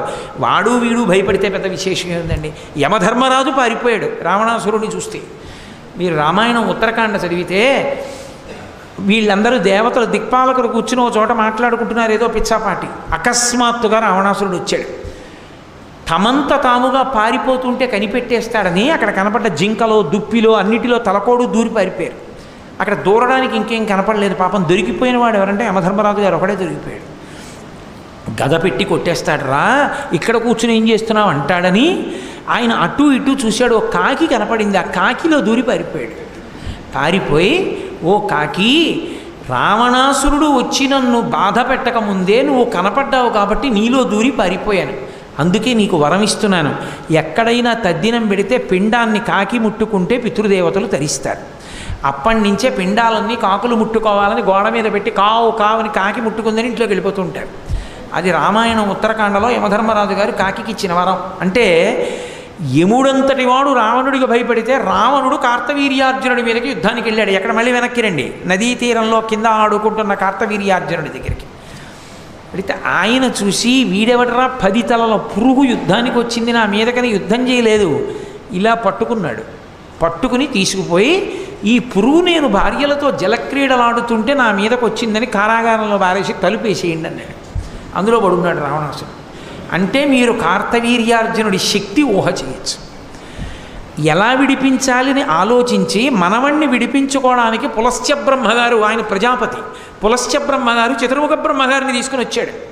వచ్చి, ఒరే నాయనా వాడు మా ముని మనవడరా, వదిలిపెట్టేసేయమంటే ఈ విషయం నాకు తెలియదండి, నేనేదో మా భార్యలతో ఆడుకుంటుంటే వచ్చి అల్లరి చేశాడు, నేను అందులో పడేశాను, తలుపు తీయించి వాడిని వదిలేయండిరా అన్నాడు. అంత శక్తివంతుడు కార్తవీర్యార్జునుడు. 1000 చేతులతో ఉంటాడు. ఆ కార్తవీర్యార్జునుడు ఎందుకో అరణ్యానికి వచ్చాడు వేటాడడానికి. విధి అని ఒకటి ఉంటుంది కదా, అప్పుడే ఆయనకి ఆకలేసింది, దాహం వేసింది. ఇక్కడ ఎవరున్నారని వెతుక్కుంటూ వెళ్ళాడు. అరణ్యంలో జమదగ్ని మహర్షి ఆశ్రమం కనపడింది. మళ్ళీ వెనక్కి రండి, పరశురాముడు దర్భలకి పళ్ళ కోసం వెళ్ళాడు. ఒక్క జమదగ్ని, రేణుకాదేవి, 4 కొడుకులే ఉన్నారు. వచ్చి మధ్యాహ్నం వేళ అయింది, నేను ప్రభువుని వేటకొచ్చాను, ఆకలేస్తోంది, ఆతిథ్యం ఇమ్మన్నాడు. ఇంటికొచ్చిన అతిథికి లేదనకూడదని వెంటనే తన దగ్గర ఉన్నటువంటి హోమధేనువు అంటారు. అంటే దాంతో ఏం చేస్తారు అంటే హోమం చేస్తుంటారు. ఆవు పాలతో యజ్ఞంలో వాడుతూ ఉంటారు. ఆ కామధేనువుని పిలిచి పదార్థములను సృజించమన్నాడు. ఎలా వశిష్ఠ మహర్షి రామాయణంలో విశ్వామిత్రుడికి ఆతిథ్యం ఇచ్చినప్పుడు పదార్థములను కామధేనువు చేత సృజింపచేశాడో, అలా కార్తవీర్యార్జునుడి సైన్యానికి, కార్తవీర్యార్జునుడికి వాళ్ళకిష్టమైన పదార్థాలేవో అవన్నీ రాసులుగా ఇమ్మన్నాడు జమదగ్ని. కామధేనువు వెంటనే ఇచ్చేసి అవన్నీ వడ్డించారు. రాజు అన్నీ తిన్నాడు. రాచబుద్ధి కదూ. ఆయన అన్నాడు, రత్నహారీచ పార్థివా అని రాజుకు పేరు. రత్నహారీచ పార్థివా అంటే లోకంలో ఎక్కడ ఏ విలువైంది అందమైంది కనపడితే అది నాది అని పట్టుకుపోతుంటాడు రాజు. అదేమిటండి అని అడగడానికి ఉండదు. కాబట్టి రాజు అంటే ఎవరంటే రత్నహారీచ పార్థివా, రామాయణంలో వాడిన మాట. బాలకాండలో విశ్వామిత్రుడే చెప్పుకున్నాడు ఒకనకొకప్పుడు తాను రాజ్యం చేసే రోజుల్లో, నేను రత్నహారీచ పార్థివా, కామధేనువుని తీసుకుపోతానన్నాడు. కార్తవీర్యార్జునుడు ఆ మాట కూడా అనలేదు. వీళ్ళని అడిగేది ఏమిట్రా, ఈ ధేను మందే, రాజరికం నాది, ఈయన దగ్గర ఎందుకు హోమం చేసుకోవడానికి, ఎంతమందికైనా అన్నం పెట్టగలిగిన ఈ కామధేనువు నా దగ్గర ఉండాలి, తోలుకు రెండని వెళ్ళిపోయాడు. జమదగ్ని ఏం చేస్తాడు, చెయ్యాలనుకుంటే చెయ్యగలడు. కానీ బ్రాహ్మణ తేజస్సు దేనికి ఉపయోగపడాలంటే తనని తాను ఉద్ధరించుకోవడానికి, 10 మందిని రక్షించడానికే తప్ప 10 మందిని పాడు చేయడానికి వాడకూడదు. కాబట్టి జమదగ్ని శపించలేదు, సహనం పట్టాడు. ఆ కామధేనువుని ఎత్తుకుపోతున్నారు. ఎప్పుడైనా సర్వనాశనం అయిపోవడానికి గుర్తు ఏమిటంటే, ఒక దేశం నాశనం అయిపోతుంది అని కానీ, ఒక ఇల్లు పాడైపోతుంది అని కానీ గుర్తు ఏమిటంటే ప్రయత్నపూర్వకంగా గోవుని వేధించడం. అదే పనిగా పెట్టుకుని ఆవు కనబడితే కొడుతూ ఉండడం, ఆవుల్ని తోస్తూ ఉండడం, ఆవుల్ని సంహరించడం, ఆవుని బాధ పెట్టడం, ఇలాంటి పనులు చేస్తే కట్టి కుడిపేస్తుంది. అది రాజ్యమైతే రాజ్యము, ఇల్లు అయితే ఇల్లు సర్వనాశనమై తీరుతాయి. మీరు ఎక్కడి వాంగ్మయం చూడండి అంతే. గోవు పరదేవతా స్వరూపం, గోవు జోలికి వెళ్ళకూడదు. నీకు ఓపిక ఉంది దాని గంగడోలు నిమురు, నీకు ఓపిక ఉంది కసిన బియ్యం పెట్టు, నీకు ఓపిక ఉంది దాని పృష్ఠభాగం దగ్గరికి వెళ్ళి పసుపు రాసి కాస్త కుంకం వేయి. నువ్వు ఏమీ చేయలేకపోతే ఓ నమస్కారం చేయదు కనపడి తప్ప నిష్కారణంగా గోవుని కొట్టావో, గోమోదక దోషం అంటే ఏ దోషం వేస్తారో తెలుసా? ఏ శంకరాచార్యుల వంటి మహానుభావుడు వచ్చి ఇంటి ముందు నిలబడితే భిక్ష వేయకపోగా తిట్టి పంపించిన ఫలితం వేస్తారు. అది వంశాన్ని కట్టి కుడుపుతుంది, ఏం మామూలుగా విడిచిపెట్టదు. అది కామధేనువు జోలికెళ్ళి ఎత్తుకుపోతున్నాడు. ఆ కామధేనువుని ఎత్తుకుపోయేటప్పుడు అది ఏడిచింది. అది పెద్ద పాపమై కూర్చుంది. ఎక్కడ పెద్ద పాపం వచ్చింది అంటే దాని ధేనువుని వదిలిపెట్టాడు. దూడని ఆశ్రమంలో వదిలేశాడు, కామధేనువుని పట్టుకుపోతున్నాడు. ఆ ఆవు ఏడుస్తూ అంది, అయ్యో నన్ను ఇలా రాజు పట్టుకుపోతున్నాడే, క్రేపుం పాపగవలదని ఆపదలన్ పడితి ననుచు అంబాయనచున్ చూపోపరుపులంచును. ఆ ఆవు పాపం ఎంత ఏడిచిందంటే అది అంది, గ్రేపం పాపకుడంచును, అయ్యో పాపం నా దూడ మోరలెత్తి అరుస్తోంది, అమ్మా అమ్మా అని కట్టుకొయ్య చుట్టూ తిరుగుతూ నన్ను తీసుకెళ్ళిపోతుంటే అందులో దూడ నుంచి వేరు చేసి ఆవుని తీసుకెళ్తున్నప్పుడు అవి రెండూ పడేటటువంటి బాధ వర్ణనాతీతంగా ఉంటుంది.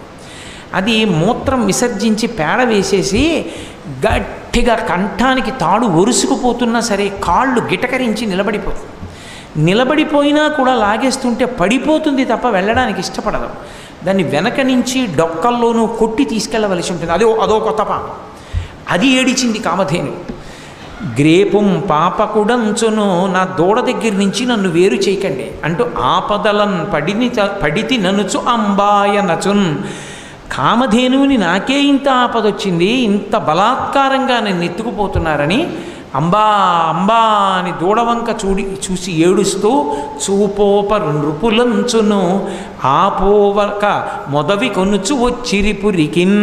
ఆ ఆవు ఏడుస్తుంటే దాన్ని బలవంతంగా పలుపు పట్టుకుని ఈడ్చుకుని ఆ రాజ్యానికి మాహిష్మతీపురానికి తీసుకుపోయాడు కార్తవీర్యార్జునుడు. ఆ ఆవు ఏడుస్తూ వెళ్ళిపోయింది. పాపం ఏం చేస్తుంది? కామధేను తలుచుకుంటే పెద్ద లెక్కేం కాదు, కార్తవీర్యార్జునుడి చంపేస్తుంది. కానీ ఈశ్వర శాసనం ఒకటి ఉంది కదూ, పరశురాముని యొక్క ఆవేశం వేరుగా మారాలి. అందుకే ధేనువు అలా వెళ్ళింది. ధేనువు వెళ్ళగానే ఇంటికి వచ్చాడు పరశురాముడు. దూడ అరుస్తోంది. తండ్రి బాధగా కూర్చున్నాడు. అడిగాడు, నాన్నగారు ఏమైందండి, మన ఇంట్లో ఉండవలసిన ఆవేది అని అడిగాడు. కార్తవీర్యార్జునుడు వచ్చాడు, రా నేను ఆతిథ్యం ఇచ్చాను, ఆతిథ్యం అంతా తీసుకుని చెప్పను కూడా చెప్పలేదురా, ఆవును తోలుకు రండని దూడను విడిచిపెట్టి ఆవుని ఎత్తుకుపోయాడు రా అన్నాడు. అంత పని చేస్తాడా నాన్నగారు, చెప్తానుండండి అని వెంటనే తన పరశువు తీసి భుజాన వేసుకుని పరిగెత్తాడు. ఆ కార్తవీర్యార్జునుడు తన సైన్యంతో వెళ్ళిపోతున్నటువంటి పట్టణం దగ్గరికి వెళ్ళాడు. ఆయన చుట్టూ అనేక మంది రాజులు ఉన్నారు. ఆయన చూశాడు. ఎరా నువ్వు ఆవుని విడిచిపెడతావా, నాతో యుద్ధం చేస్తావా అని అడిగాడు పరశురాముడు. కార్తవీర్యార్జునుడు అన్నాడు, బ్రాహ్మణుడు వెర్రివాడు, బాలుడు వెర్రి బ్రాహ్మణుడు, బ్రాహ్మణువోలెను ఉండలేక భూపాలులతోడ భూరి బల సత్వులతోడ భయంబు తక్కి కయ్యాలకు వచ్చినాడు. మన యందిక పాపము లేదు లెండు ఏల ఉపేక్షింపగని భూసురుని నేయుడు వేయుడు కూల్చుడిమ్మహిన్ అన్నాడు. బాలుడు వెర్రి బ్రాహ్మణుడు. బ్రాహ్మణుడు అంటే అంత చులకన, గర్వం ఎక్కువైపోతే ఏమవుతుంది? ఇదం క్షాత్రం ఇదం బ్రాహ్మం అని ఆఖరికి ఆయన విజృంభించిన తర్వాత తెలిసింది. ఒక్క ఆవు వల్ల పరశురామావతారం అంత క్రౌర్యానికి వెళ్ళిపోయింది. పరశురామావతారం 21 మాటలు దండయాత్ర చేసి క్షత్రియుల్ని చంపడానికి కారణం గోవు జోలికి వెళ్ళడమే. కాబట్టి ఇప్పుడు ఆ కార్తవీర్యార్జునుడు పరశురాముడిని చూసి అన్నాడు, బాలుడు వెర్రి బ్రాహ్మణుడు. బ్రాహ్మణ పిల్లాడు కదూ, వెర్రేడు, ఏమీ తెలియదు. బ్రాహ్మణుని ఓలెను ఉండలేక, బ్రాహ్మణుడు అంటే ఎవడైనా ఎత్తుకుపోయినా ఏడుస్తూ కూర్చోవాలి, పిరికాడు కాబట్టి యుద్ధాలకి రావడం ఏంటి, యుద్ధానికి వచ్చాడు కాబట్టి మన యందిక పాపము లేదు. బ్రాహ్మణుణ్ణి మనం చంపితే తప్పు, వాడే యుద్ధానికి వస్తే తప్పేమిటి, చంపి అవతల పారేయండి అన్నాడు. కాబట్టి లెండు లేవండి, ఎందుకు ఈ భూసురుణ్ణి క్షమించడం, నేయుడు వేయుడు కూల్చుడిమ్మహిన్, చంపేసేయండి బ్రాహ్మణుడు అన్నాడు. అనేటప్పటికీ రాజులు సైన్యం అందరూ కలిశారు, ఆయన మీద బాణప్రయోగం మొదలుపెట్టారు. ఆయన వెంటనే ఆయనలో ఉన్నటువంటి శివకేశవుల యొక్క ఆవేశం బయటికి వచ్చి తన ఒక్క పరశువుతోటి ఆయన ధనుష్టంకారం చేసి బాణ పరంపరలతోటి ఈ మొత్తం సైన్యాన్ని పడగొట్టి ఒక్క దూకి తన యొక్క పరశువుతో కార్తవీర్యార్జునుడి 1000 చేతులు నరికేశాడు. 1000 చేతులలో 500 ధనస్సులు పట్టుకుని 500 బాణాలని ఏకకాలంలో ప్రయోగించాడు పరశురాముడి మీద. అసలు మీరు ఆ యుద్ధం జరిగితే ఆశ్చర్యపోతారు, అంత గొప్ప యుద్ధం అది. అంత గొప్ప యుద్ధంలో ఆ కార్తవీర్యార్జునుడు వేసినటువంటి బాణములన్నింటినీ కూడా పడగొట్టడమే కాకుండా కార్తవీర్యార్జునుడి 1000 చేతులు నరికేసి ఆయన కంఠాన్ని నరికేశాడు. కార్తవీర్యార్జునుడు చచ్చిపోయాడు. ఆ నెత్తురోడిపోతున్నటువంటి పరశువుని పట్టుకుని తిరిగి వచ్చాడు తండ్రి దగ్గరికి ఆవును తీసుకుని. నాన్నగారండి ఆవును తీసుకొచ్చాను, కొన్ని లక్షల మంది సైన్యాన్ని తెగటార్చి కార్తవీర్యార్జునుడి యొక్క 1000 చేతులు నరికి చంపేశాను, అతని స్నేహితులు రాజుల్ని చంపాను, ఆవును తీసుకొచ్చానండి. అంటే తండ్రి జమదగ్గినన్నాడు, ఎంత పనిచేసావురా, ఒక ఆవు వాళ్ళు తీసుకెళ్ళిపోయారనుకో అది మనకి అదృష్టం ఉంటే తిరిగి వస్తుంది, కానీ ప్రభువుని చంపావే అది చాలా దోషం. ప్రభువు విష్ణువాంశ సంభూతుడు, అంత గొప్ప చక్రవర్తి కార్తవీర్యార్జునుడిని చంపేశావే, ఇప్పుడు అటువంటి ప్రభువు మనకు ఎలా కలుగుతాడు? బ్రాహ్మణునికి అన్నిటికన్నా ఉండవలసిన లక్షణం క్షమ, ఓర్పు ఉండాలి. నీకు ఆ ఓర్పు లేదురా. క్షమ కలిగిన సిరి కలుగును, క్షమ కలిగిన వాణి కలుగు సౌఖ్యములెల్లన్, క్షమ కలిగిన తొన కలుగును, క్షమ కలిగిన శౌరి మెచ్చు శౌరి సదయుడు ఎప్పుడు. ఆ క్షమ ఓర్పు ఉందే బ్రాహ్మణుడికి, ఆ ఓర్పు అన్నది ఉంటే క్షమ కలిగిన సిరి కలుగును. బ్రాహ్మణుడికి ఓర్పు అన్నది ఉంటే తప్పకుండా ఐశ్వర్యం కలుగుతుంది. క్షమ కలిగిన వాణి కలుగు, ఆ ఓర్పు ఉన్న బ్రాహ్మణుడికి తప్పకుండా సరస్వతి కటాక్షం ఉంటుంది, సర్వ సౌఖ్యములు అబ్బుతాయి, అన్నీ కలుగుతాయిరా. అన్నిటినీ మించి ఇంకొకటి తెలుసా? ఏ బ్రాహ్మణుడు ఓర్పు కలిగి ఉంటాడో ఆ బ్రాహ్మణుడిని శ్రీ మహావిష్ణువు స్తోత్రం చేస్తాడు, ఆయన ఇష్టపడతాడు, వాడిని చూడండిరా అంటాడు. విష్ణువు సంతోషించి ఎవరి గురించి చెప్తాడు అంటే ఓర్పు కలిగిన బ్రాహ్మణుడి గురించి చెప్తాడు. యథార్థం కుచేలుడు అంత దరిద్రంలో ఉన్న ఓర్పుతో కూర్చున్నాడంతే. కూర్చున్నాడు కాబట్టి కుచేలుడు వస్తే కూర్చోబెట్టి ఆయన కాళ్ళు కడిగి తన శిరస్సు మీద చల్లుకుని రుక్మిణీదేవి శిరస్సు మీద చల్లాడు. చల్లి ఒక్క పిడికెడు తిని ఇంకొక పిడికెడు పోసుకోపోతుంటే, ఒక పిడికెడు తిన్నందుకు మీరు ఏమిచ్చారో నాకు తెలిసి ఇక తినకండి అంది రుక్మిణీదేవి. మిమ్మల్ని నన్ను కూడా ఇచ్చేస్తారా బ్రాహ్మణుడికి? ఓర్పు ఉన్న బ్రాహ్మణుణ్ణి చూసి విష్ణు అంత ప్రీతి చెందుతారు. కాబట్టి నీకు ఓర్పు లేదురా. ఓర్పు ఉండకపోతే ఆవేశం ఒకటే ఉంటే ప్రమాదం కదా బ్రాహ్మణుడికి. ఇంత తప్పెందుకు చేశావు? భూమిని ఏలేటటువంటి రాజుని చంపావు కాబట్టి తత్పాప పరిహారార్థం తీర్థయాత్రలు చేసి రమ్మన్నాడు. సరేనని బయలుదేరాడు. భూమండలం అంతా తీర్థయాత్ర చేశాడు. తీర్థయాత్ర చేసి చిట్ట చివరికి మళ్ళీ తల్లిదండ్రుల దగ్గరికి వెళ్ళాడు. వెళ్ళి తల్లిదండ్రులకు మొక్కాడు, నమస్కరించాడు. కాలం గడిచిపోతోంది. ఒకనాడు మళ్ళీ అరణ్యానికి దర్భలు తీసుకురావడానికి వెళ్ళాడు. ఏమిటంటే రోజు అలా పెడతారా అంటే, మనం ఉద్యోగానికి వెళ్ళినట్టే వాళ్ళు పెడతారు. అసలు కౌశలము అని బ్రాహ్మణుడికి మొట్టమొదట గురువుగారు నేర్పేది ఏది అంటే, కౌశలము అన్న మాటకు అర్థం ఏమిటంటే నేర్పరితనము అని అనుకోకూడదు. నేర్పరితనాన్ని కౌశలం అనరు. నేర్పరితనాన్ని కౌశలం అంటే దానికి అర్థం ఏమి ఉండదు. ఎందుకంటే నేర్పరితనము అన్న మాట అన్ని వేళలా అలాగే చెయ్యాలి అని ఏముండదు. అసలు నిజంగా చెప్పాలి అంటే నేర్పరితనం ఏ పరిస్థితుల్లోనూ విస్మరించకుండా చేయవలసిన వాడు దొంగ ఒక్కడే. 1000 దొంగతనాలు ఇంత సఫలంగా చేశాను, ఒక్క దొంగతనం ఏదో మామూలుగా చేశాను, దొరుకుతానులా తెలియదని చేస్తాడేంటి? వీపు చీరేస్తారు. మిగిలిన 1000 కూడా బయటకు వస్తాయి. ఎప్పుడు చేసినా నేర్పరితనంతో చెయ్యాలి. అంటే నేర్పరితనము కౌశలము ఒక మాట కాదు. కౌశలము అన్న మాటకు అర్థం ఏంటంటే బ్రాహ్మణుడు ఒకటి తెలుసుకోవాలి, తనకి ఎంతవరకు అవసరమో అంతవరకే పుచ్చుకోవాలి తప్ప తనకు అవసరము కాని దానిని అపేక్షించకూడదు. అందుకే దర్భ కొయ్యడం నేర్పుతారు. దర్భ కోసేటప్పుడు అది పుచ్చిపోయిందో తెగిపోయిందో అయ్యుండి ఆ దర్భ పనికిరాదు అంటే కొయ్యరు, వదిలిపెట్టేస్తారు. పనికొచ్చే దర్భ అయితే పీకేయకూడదు. మొదలంట పీకేస్తే మళ్ళీ పెరగదు. దర్భని మొదలు దగ్గర ఎంతవరకు కొయ్యాలో అంతవరకే కొయ్యాలి. కోస్తే అది మళ్ళీ పెరుగుతుంది. పెరిగితే మళ్ళీ రేపు పొద్దున్న ఏమైనా కార్యం చేయడానికి దర్భలు ఉంటాయి.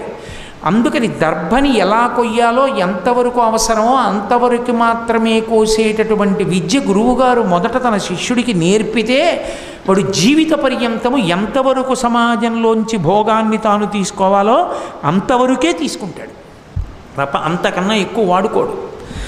ఆ కౌశలం రావడానికి కుశ అంటే దర్భ కొయ్యడం దగ్గర ప్రారంభమవుతుంది ఆ విద్య, గురువుగారు నేర్పుతారు కాబట్టి దర్భలు యజ్ఞయాగాది క్రతువులలో అవసరం కాబట్టి రోజూ దర్భలు తెచ్చుకుంటూ ఉంటారు. అందుకని ఆయన దర్భలు తేవడానికి పళ్ళు తేవడానికి అరణ్యంలోకి వెళ్ళాడు. ఇక్కడ జమదగ్ని ఒక్కడే కూర్చుని ఉన్నాడు. ఆ కార్తవీర్యార్జునుడి యొక్క కుమారులు ఉన్నారు, వాళ్ళకో శాపం ఉంది. ఇప్పుడు మళ్ళీ నేను కార్తవీర్యార్జున చరిత్ర గురు చరిత్ర చెప్పట్లేదుగా, దాని జోలు కొద్దిగా వినండి చాలు. నీకు చాలా ఉత్సాహవంతులు వీరులైన కొడుకులు పుడతారు, ఆ ఉత్సాహమే వాళ్ళ కొంప ముంచేస్తుందని వాళ్ళకో శాపం ఉంది. అందుకని వాళ్ళు బయలుదేరి జమదగ్ని దగ్గరికి వచ్చారు.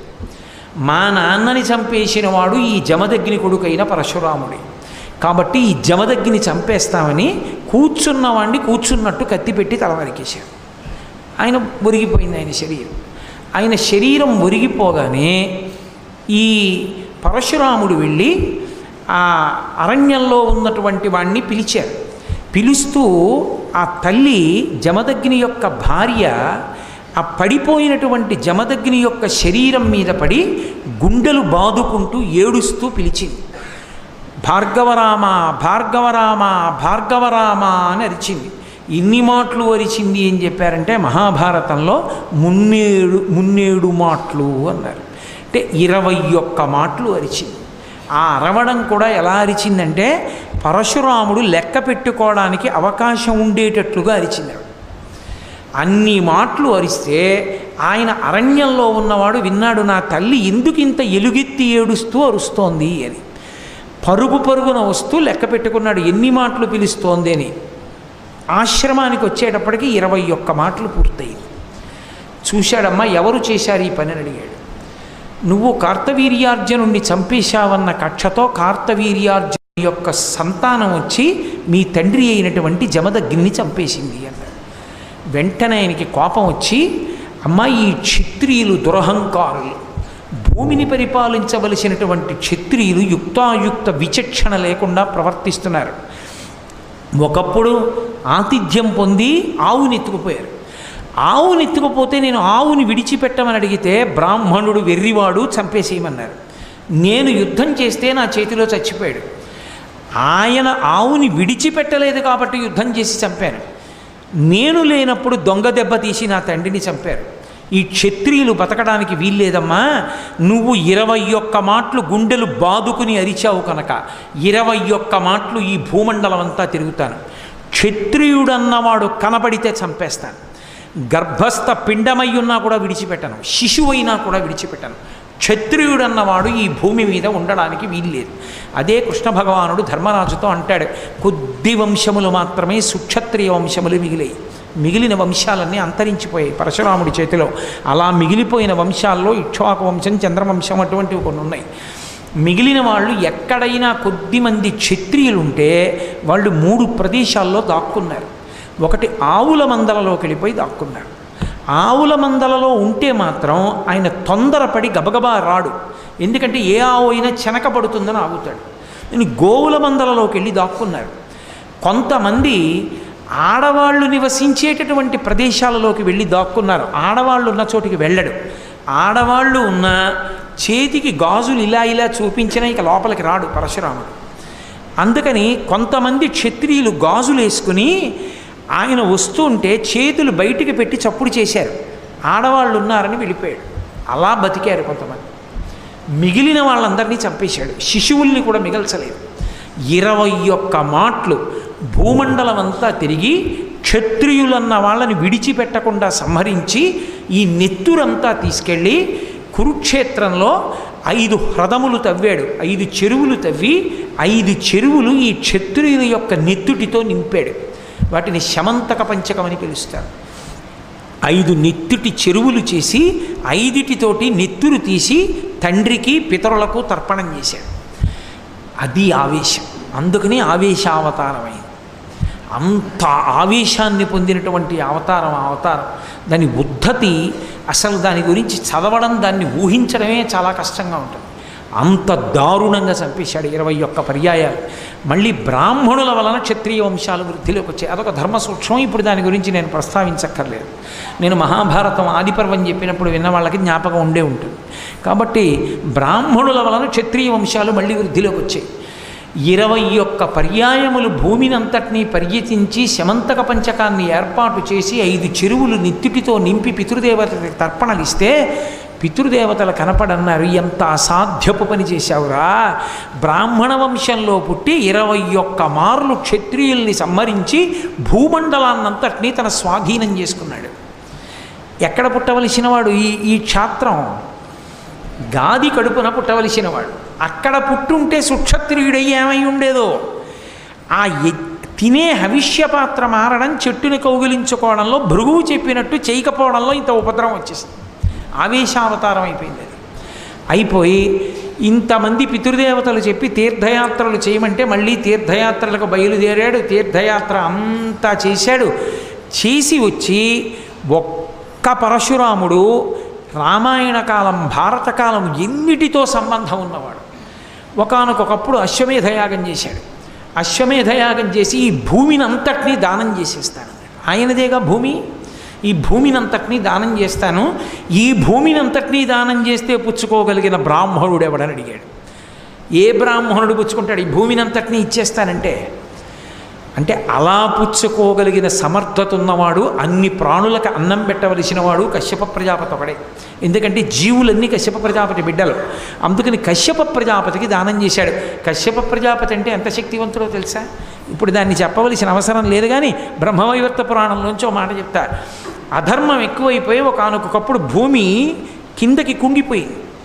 కుంగిపోతే నా బిడ్డలకి అన్నం లేదు, నువ్వు కుంగిపోతే ఎలా, పైకి రావాలి, మళ్ళీ చాలామంది ప్రాణులు నష్టమైపోతున్నారని ఆయన భూమి కిందకి వెళ్ళి తన ఊరువుల్ని అంటే తన తొడల్ని అడ్డుపెట్టి పైకెత్తాడు. కశ్యప ప్రజాపతి తపశ్శక్తి అంతటిది. కశ్యప ప్రజాపతి యొక్క ఊరువుల మీద పైకి లేచింది కాబట్టి ఈ భూమికి ఉర్వి అని పేరు వచ్చింది. అందుకు ఉర్వి. కశ్యప ప్రజాపతి దానం పట్టాడు కాబట్టి పరశురాముడి దగ్గర భూమికి కాశ్యపి అని పేరు వచ్చింది. ఈ 2 పేర్లు కశ్యప ప్రజాపతి వల్లే వచ్చాయి. భూమినంతటినీ పుచ్చుకున్న కశ్యప ప్రజాపతికి పరశురాముడి శక్తి తెలుసు. ఆయన అన్నాడు, నువ్వు నాకు దీన్ని దానం చేసేసావు, దానం చేసేసిన తర్వాత ఇంకా దీని మీదే నువ్వు ఎలా ఉంటావు? ఈ ఇల్లు మీకు దానం చేసేసానండి అని చెప్పి నేనే ఆ ఇంట్లో ఉంటున్నాను అనుకోండి, ఇంకెందుకు ఆ దానం? ఇచ్చేయాలి కదా, ఇంకా నువ్వు ఉండకూడదు. కాబట్టి భూమిని విడిచిపెట్టి వెళ్ళిపోన్నాడు. ఎక్కడికి వెళ్ళిపోతానంటే దక్షిణ దిక్కుకు వెళ్ళమన్నాడు. తిన్నగా వెళ్ళి మహేంద్రగి పర్వతం మీద కూర్చున్నాడు. అది ఎక్కడిది అంటే ఆ యువతలో ఉన్న పర్వత శిఖరం మీద నిలబడి సముద్రుణ్ణి పిలిచాడు. పిలిచి, నేను నిలబడడానికి భూమి లేదు, కశ్యప ప్రజాపతికి ఇచ్చేశాను, కాబట్టి నేను నిలబడడానికి కొంత భూమిని ఈ సముద్రమా వెనక్కి వెళ్ళన్నాడు. అంటే సముద్రానికి భయం వేసింది. అసలే కోపిష్టి. వెనక్కి వెళ్ళంటే ఎంత వెనక్కి వెళ్ళాలి? బాగా వెనక్కి వెడితే ఎవడిమ్మన్నాడంతా, నేను ఆశపోతున్నా అంటాడు. తక్కువ ఇస్తే ఏమిటి నీ అహంకారం అంతే ఇస్తావా అంటాడు. 21 మాటలు క్షత్రియుల్నే చంపినవాడు. కార్తవీర్యార్జునుడిని చంపాడు. నేనే పాటి. భయమేసి ఆవిడ సముద్రుడు అన్నాడు, నేను వెనక్కి వెళ్ళడం కాదు, నేను ఎంత వెనక్కి వెళ్ళాలో నువ్వే చెప్పన్నాడు. ఎంతవరకని ఇలా ఎలా చెప్పనన్నాడు. నీ పరశువు విసురు, అది సముద్రంలో ఎక్కడ పడుతుందో అక్కడ వరకు వెనక్కి వెళ్ళిపోతానన్నాడు. గిరగిర తిప్పి విసిరాడు. విసిరితే ఆ పరశువు సముద్రంలో పశ్చిమ దిక్కుకి ఎంత దూరం పడిందో సముద్రం అంత వెనక్కి వెళ్ళింది. అందుకే ఇప్పుడు ఉడిపి మొదలైనటువంటి క్షేత్రాలు ఉన్న ప్రదేశం అంతా యథార్థమైన భూమి కాదు, సముద్రం పరశురాముడికి చోటిస్తే వచ్చిన భూమి. అందుకే ఆ క్షేత్రాలన్నిటినీ కలిపి ఒక పేరుతో పిలుస్తారు, పరశురామ క్షేత్రాలంటారు. అప్పుడు ఎవ్వరూ ఆ ప్రదేశానికి వెళ్ళలేదు, అనుష్ఠానం లేదు, బ్రాహ్మణులు లేరు. అప్పుడు ఆయన ఏం చేశాడంటే ఆంధ్రదేశం, కర్ణాటక, ద్రవిడ దేశం నుంచి కొన్ని బ్రాహ్మణ కుటుంబాలని తీసుకెళ్ళాడు. వీళ్ళు మళ్ళీ వెనక్కి వెళ్ళిపోతారేమోనని, వెనక్కి వెళ్ళిపోతే ఇదేమిట్రా విచిత్రంగా ఉన్నామని చెప్పి వీళ్ళని వాళ్ళు వెనక్కి రాకుండా ఉండడం కోసమని సంప్రదాయం మార్చాడు పరశురాముడు. అందుకే ఆంధ్ర, కర్ణాటక, ద్రవిడ దేశాల్లో శిఖ వెనక్కి ఉంటుంది, ఇక్కడ పెట్టుకుంటారు పిలక. ఒక్క కేరళ రాష్ట్రంలో మాత్రం మధ్యశిఖా సంప్రదాయం, ఇక్కడ శిఖ ఉంటుంది. ఇక్కడ శిఖ పెట్టుకుంటారు. అందుకే శంకరాచార్యుల వారి తండ్రి గారికి శిఖ ఇక్కడ ఉంటుంది, మధ్యశిఖ. ఇప్పటికీ మీరు కేరళలో నంబూద్రి బ్రాహ్మణుల్ని చూస్తే ఇక్కడ శిఖ ఉంటుంది. మధ్యశిఖా సంప్రదాయం పరశురాముడు ప్రవేశపెట్టింది. మళ్ళీ వాళ్ళు తిరిగి వస్తే ఇదేమిట్రా పిల్లకి ఇక్కడ పెట్టుకున్నావు నువ్వు అంటారు. ఇంకా వెళ్లకుండా ఉంచడానికి అలా సంప్రదాయం మార్చాడు. అక్కడ వ్యవస్థనంతటినీ పెంచి పెద్ద చేశాడు. అక్కడే శంకరాచార్యుల వారు అవతార స్వీకారం చేశారు. అటువంటి పరశురాముడు ఆ మహేంద్ర పర్వతం మీద కూర్చుని తపస్సు చేయడం మొదలెట్టాడు. ఆయన ఈ తపస్సు చేయడానికి పూర్వమే పులితెరువుకొస్తున్నటువంటి ఒక బ్రాహ్మణ పిల్లవాడిని రక్షించాడు. ఆ రక్షింపబడినటువంటి పిల్లవాడే పరశురాముడికి గొప్ప చెలికాడు, శిష్యుడు అయ్యాడు. ఆయనకి అకృతవరుణుడు అని పేరు. అకృతవరుణుడు పేర్లే చాలా ఆశ్చర్యంగా ఉంటాయి. చేయబడని గాయములున్నవాడు అని. అకృతవరుణుడు అంటే ఒంటి మీద దెబ్బలేనివాడు అని. ఆ అకృతవరుణుడు ఇప్పటికీ ఈ రోజుకి కూడా మహేంద్ర పర్వతం మీద పరశురాముణ్ణి ఆరాధన చేస్తే ప్రతి చతుర్దశి తిథి నాడు ఆయన దగ్గరికి వస్తాట. ఆయన ధర్మరాజు గారు ఆ చతుర్దశి తిథి నాడే పరశురాముణ్ణి దర్శనం చేశాడు. కశ్యప ప్రజాపతికి భూమిని దానం చేసి తన దగ్గర ఉన్నవన్నీ దానం చేసేసాడు. దానం చేసినప్పుడే ద్రోణాచార్యుల వారికి తెలిసింది. అప్పటికి ద్రోణాచార్యుల వారు కటిక దరిద్రంలో ఉన్నారు. ఇంత దరిద్రంలో ఉన్నాను, మహానుభావుడు పరశురాముడు అందరికీ అన్నీ దానం చేస్తున్నట్ట, నేను వెళ్ళి ఏదైనా దానం అడుగుతానని పరశురాముడి దగ్గరికి వచ్చాడు.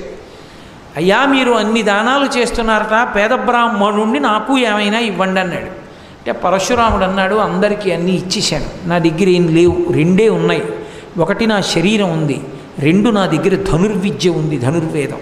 రెండిటిలో ఏది కావాలో కోరుకో ఇచ్చేస్తానన్నాడు. అంటే మీ శరీరాన్ని తీసుకుని నేనేం చేస్తానో మీ దగ్గర ఉన్న ధనుర్వేదాన్ని నాకు ఇమ్మన్నాడు. అంటే ద్రోణాచార్యుల వారికి ధనుర్వేదాన్నంతటినీ పరశురాముల వారే ఇచ్చారు. అందువలనే ద్రోణాచార్యుల వారు అంత గొప్ప ఆచార్యుడై ఆ రోజుల్లో ప్రపంచ దేశాల అన్నిటి నుంచి కూడా విలువిద్య నేర్చుకోవాలంటే ద్రోణాచార్యుల వారి దగ్గరికే వచ్చేవారు.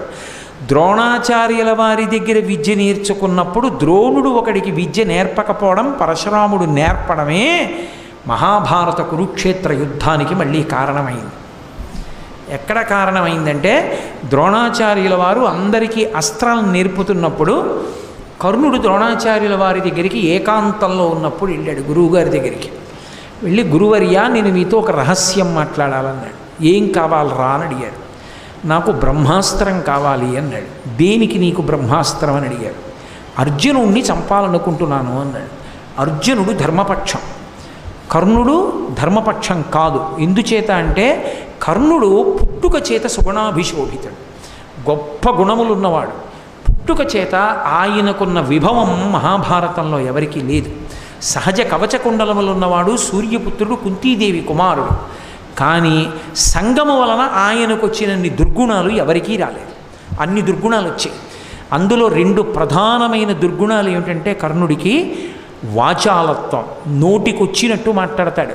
సభాపర్వంలో అంత ప్రమాదం మహాభారతంలో ఏర్పడడానికి కర్ణుడు మాట్లాడిన మాటలే కారణం. దుర్యోధనుడు తొడ చూపించి ద్రౌపదీదేవిని వచ్చి కూర్చొమ్మనడానికి కారణం కర్ణుడు మాట్లాడిన మాటలే. 5గురుండి నిన్ను రక్షించుకోలేకపోయారు, 6వ భర్తని చూసుకోని దుర్యోధనుడిని చూపించాడు. కర్ణుడి మాటలు విని దుర్యోధనుడు తొడకొట్టి ఆ ద్రౌపదీదేవిని వచ్చి కూర్చోమన్నాడు.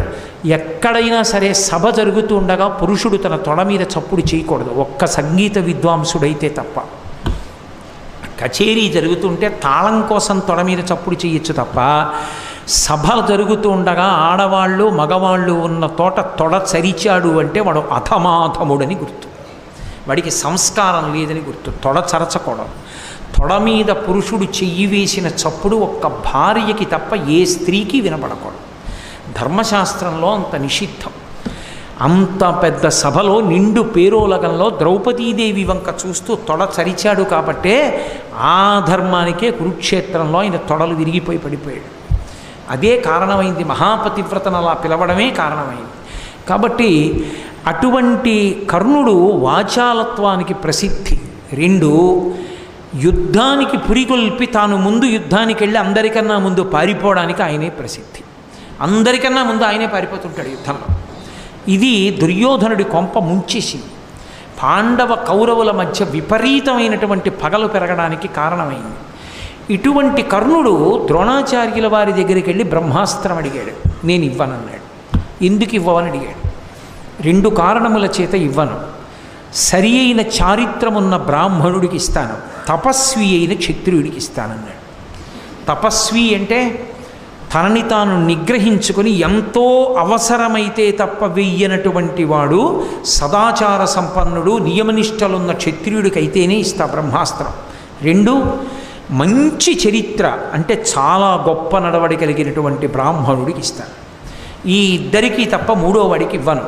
ఈ 2టికి నువ్వు చెందవు, నువ్వు సూతుడివి, నీకు ఇవ్వను అన్నాడు. కడుపులో కక్ష పట్టుకుంది. అయితే ఇక్కడ మీరు ఒక అనుమానం రావచ్చు, ద్రోణాచార్యుల వారు కర్ణుడికి చెప్పలేదు కదండి, ద్రోణాచార్యుల వారు చెప్పుంటే ఎలా ఉండేది అని ఒక ప్రశ్న వేయచ్చు. ద్రోణాచార్యుల వారిది సంకుచిత బుద్ధి కాదు, మహానుభావుడు ద్రోణుడు. నేను ఎందుకు ఈ మాట అంటున్నానో తెలుసా? లోకంలో ఎవరైనా ఎవరికైనా ధనుర్వేదం నేర్పుతారు, కానీ తనని చంపడానికే పుట్టాడు అవతలవాడని తెలిసి కూడా వాడికి ధనుర్వేదం నేర్పిన ఏకైక గురువు ద్రోణాచార్యుడు. లోకంలో ఎక్కడ ఉండరు. ద్రుపదుడు మహాదోషం చేశాడు ద్రోణుడి పట్ల. అంత దోషం చేస్తే ద్రోణుడు క్షమించాడు. నిజానికి అంత క్షమించినటువంటి ద్రోణాచార్యుల వారి మీద పగపట్టి యజ్ఞం చేశాడు. ద్రోణుణ్ణి చంపే కొడుకు నాకు కావాలని. ఆ యజ్ఞంలోంచి పుట్టాడు దృష్టజ్యుమ్నుడు. ద్రౌపదీదేవి ఆ యజ్ఞంలోంచే వచ్చారు. ఆ దృష్టజ్యుమ్నుడు తనని చంపడానికే యజ్ఞంలోంచి పుట్టాడన్న విషయం ద్రోణాచార్యుల వారికి స్పష్టంగా తెలుసు. తెలిసి కూడా అయ్యా మీరు నాకు విలువిద్య నేర్పండి అని వచ్చి కాళ్ళు పట్టుకుంటే తన గురుస్థానంలో ఎక్కడ అరమరికలు ఉండకూడదని దృష్టజ్యుమ్నుడికి విలువిద్య నేర్పిన మహాపురుషుడు ద్రోణాచార్యుడు. అటువంటి వాడు కర్ణుడికి బ్రహ్మాస్త్రం ఎందుకు నేర్పడు? తగిన కారణం ఉంది కాబట్టే నేర్పలేదు. నేను సూతుడును కాబట్టి, సుక్షత్రియుడను కాను కాబట్టి, చారిత్రమున్న బ్రాహ్మణుణ్ణి కాను కాబట్టి నాకు బ్రహ్మాస్త్రం ఇవ్వలేదు. ఈ బ్రహ్మాస్త్రాన్ని పరశురాముడి దగ్గర ద్రోణుడు నేర్చుకున్నాడు. ఆ పరశురాముడు చిరంజీవి, ఇప్పటికీ మహేంద్ర పర్వతం మీద ఉన్నాడు. ఆ పరశురాముడి దగ్గర నేర్చుకుంటాను. ఈ గురువుకి తెలియకుండా ఆ గురువు దగ్గర సంపాదిస్తాను. అయితే ఈ గురువు వేసిన ప్రశ్నే ఆ గురువు వేయడని నమ్మకం ఏంటి?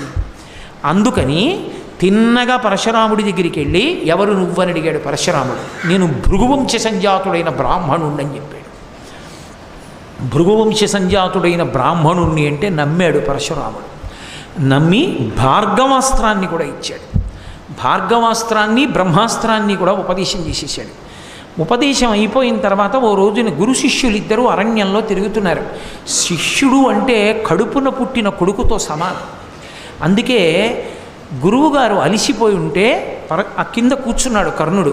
ఒరేయ్ నీ తొడ మీద తల పెట్టుకుని కాసేపు పడుకుంటాను రా అన్నాడు పరశురాముడు. సరే పడుకోమన్నాడు. పడుకున్నాడు పరశురాముడు కర్ణుడి తొడ మీద తల పెట్టుకుని.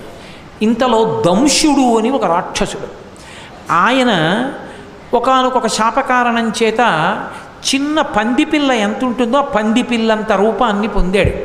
దానికి 8 కోరలతో ఉంటుంది, అది కాళ్ళతోటి. అది కర్ణుడి తొడ కింద చేరి అది విపరీతంగా కొరికేస్తుంది. అది తొడ కొరికేస్తోంది కర్ణుడిది. తన తొడ కదిపితే గురువుగారికి నిద్రాభంగం అవుతుంది, నిద్రాభంగం అయితే దోషం అవుతుంది, దోషం అయితే గురువుగారికి కోపం వస్తుందేమోనని కర్ణుడు కదపలేదు తొడ. అది తొలిచేస్తోంది తొడని. ఆ నెత్తురు కారి పడుకున్న పరశురాముడి భుజం కిందకి వెళ్ళింది. ఏదో గోరువెచ్చగా తడి తగులుతున్నట్టుగా తగులుతోందని పరశురాముడు దిగ్గున నిద్ర లేచి చూసుకున్నాడు. నెత్తురు ఉంది. ఆ కర్ణుడిని కాలెత్తమన్నాడు. నెత్తురు కనపడింది. పరశురాముడు ఇలా చూశాడు. ఆ క్రిమివంక అది పందిపిల్లంతుంది. పరశురాముని యొక్క తేజస్సు చూసేసరికి వెంటనే అది కాలిపోయింది. కాలిపోయి అందులోంచి రాక్షసుడు పైకి లేచాడు. అయ్యా నా పేరు దంశుడు, నేను ఒకప్పుడు ఒక మహర్షి బలవంతంగా అపహరించే ప్రయత్నం చేస్తే నాకు ఆ మహర్షి శాపకారణంగా ఈ రూపం కలిగిందని శరీరం విడిచిపెట్టాడు.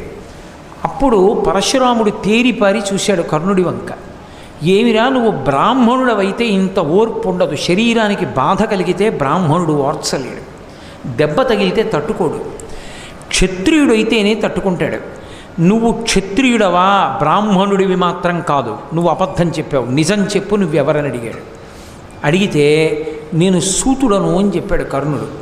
వెంటనే పరశురాముడు అన్నాడు, నువ్వు నా దగ్గర అబద్ధం చెప్పి అస్త్రాల్ని పొందావు కనుక ఆపత్కాలమునందు నీకు ఈ అస్త్రములు స్ఫురించకుండుగాక. అందుకే కర్ణుడికి మరణ సమయంలో బ్రహ్మాస్త్రం కానీ భార్గవాస్త్రం కానీ జ్ఞాపకానికి రాలేదు. పరశురాముడి దగ్గర బ్రహ్మాస్త్రం నేర్చుకున్నాడు, భార్గవాస్త్రం ఉపదేశం పొందాడు, ప్రయోగ ఉపసంహారాలు తెలుసు. కానీ తిరిగి వచ్చిన తర్వాత దుర్యోధనుడు అడిగాడు, పరశురాముడి దగ్గర అస్త్రాలు నేర్చుకున్నావా, ఏమైంది నీ ప్రయత్నం అని అడిగాడు.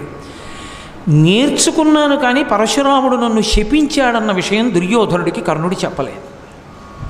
చెప్పకుండా నేను వెళ్ళిన ప్రయత్నం పూర్తయింది, పరశురాముడి దగ్గర అస్త్రాలని ఉపదేశం పొందాను అన్నాడు. దుర్యోధనుడు కర్ణుడిని నమ్ముకున్నాడు.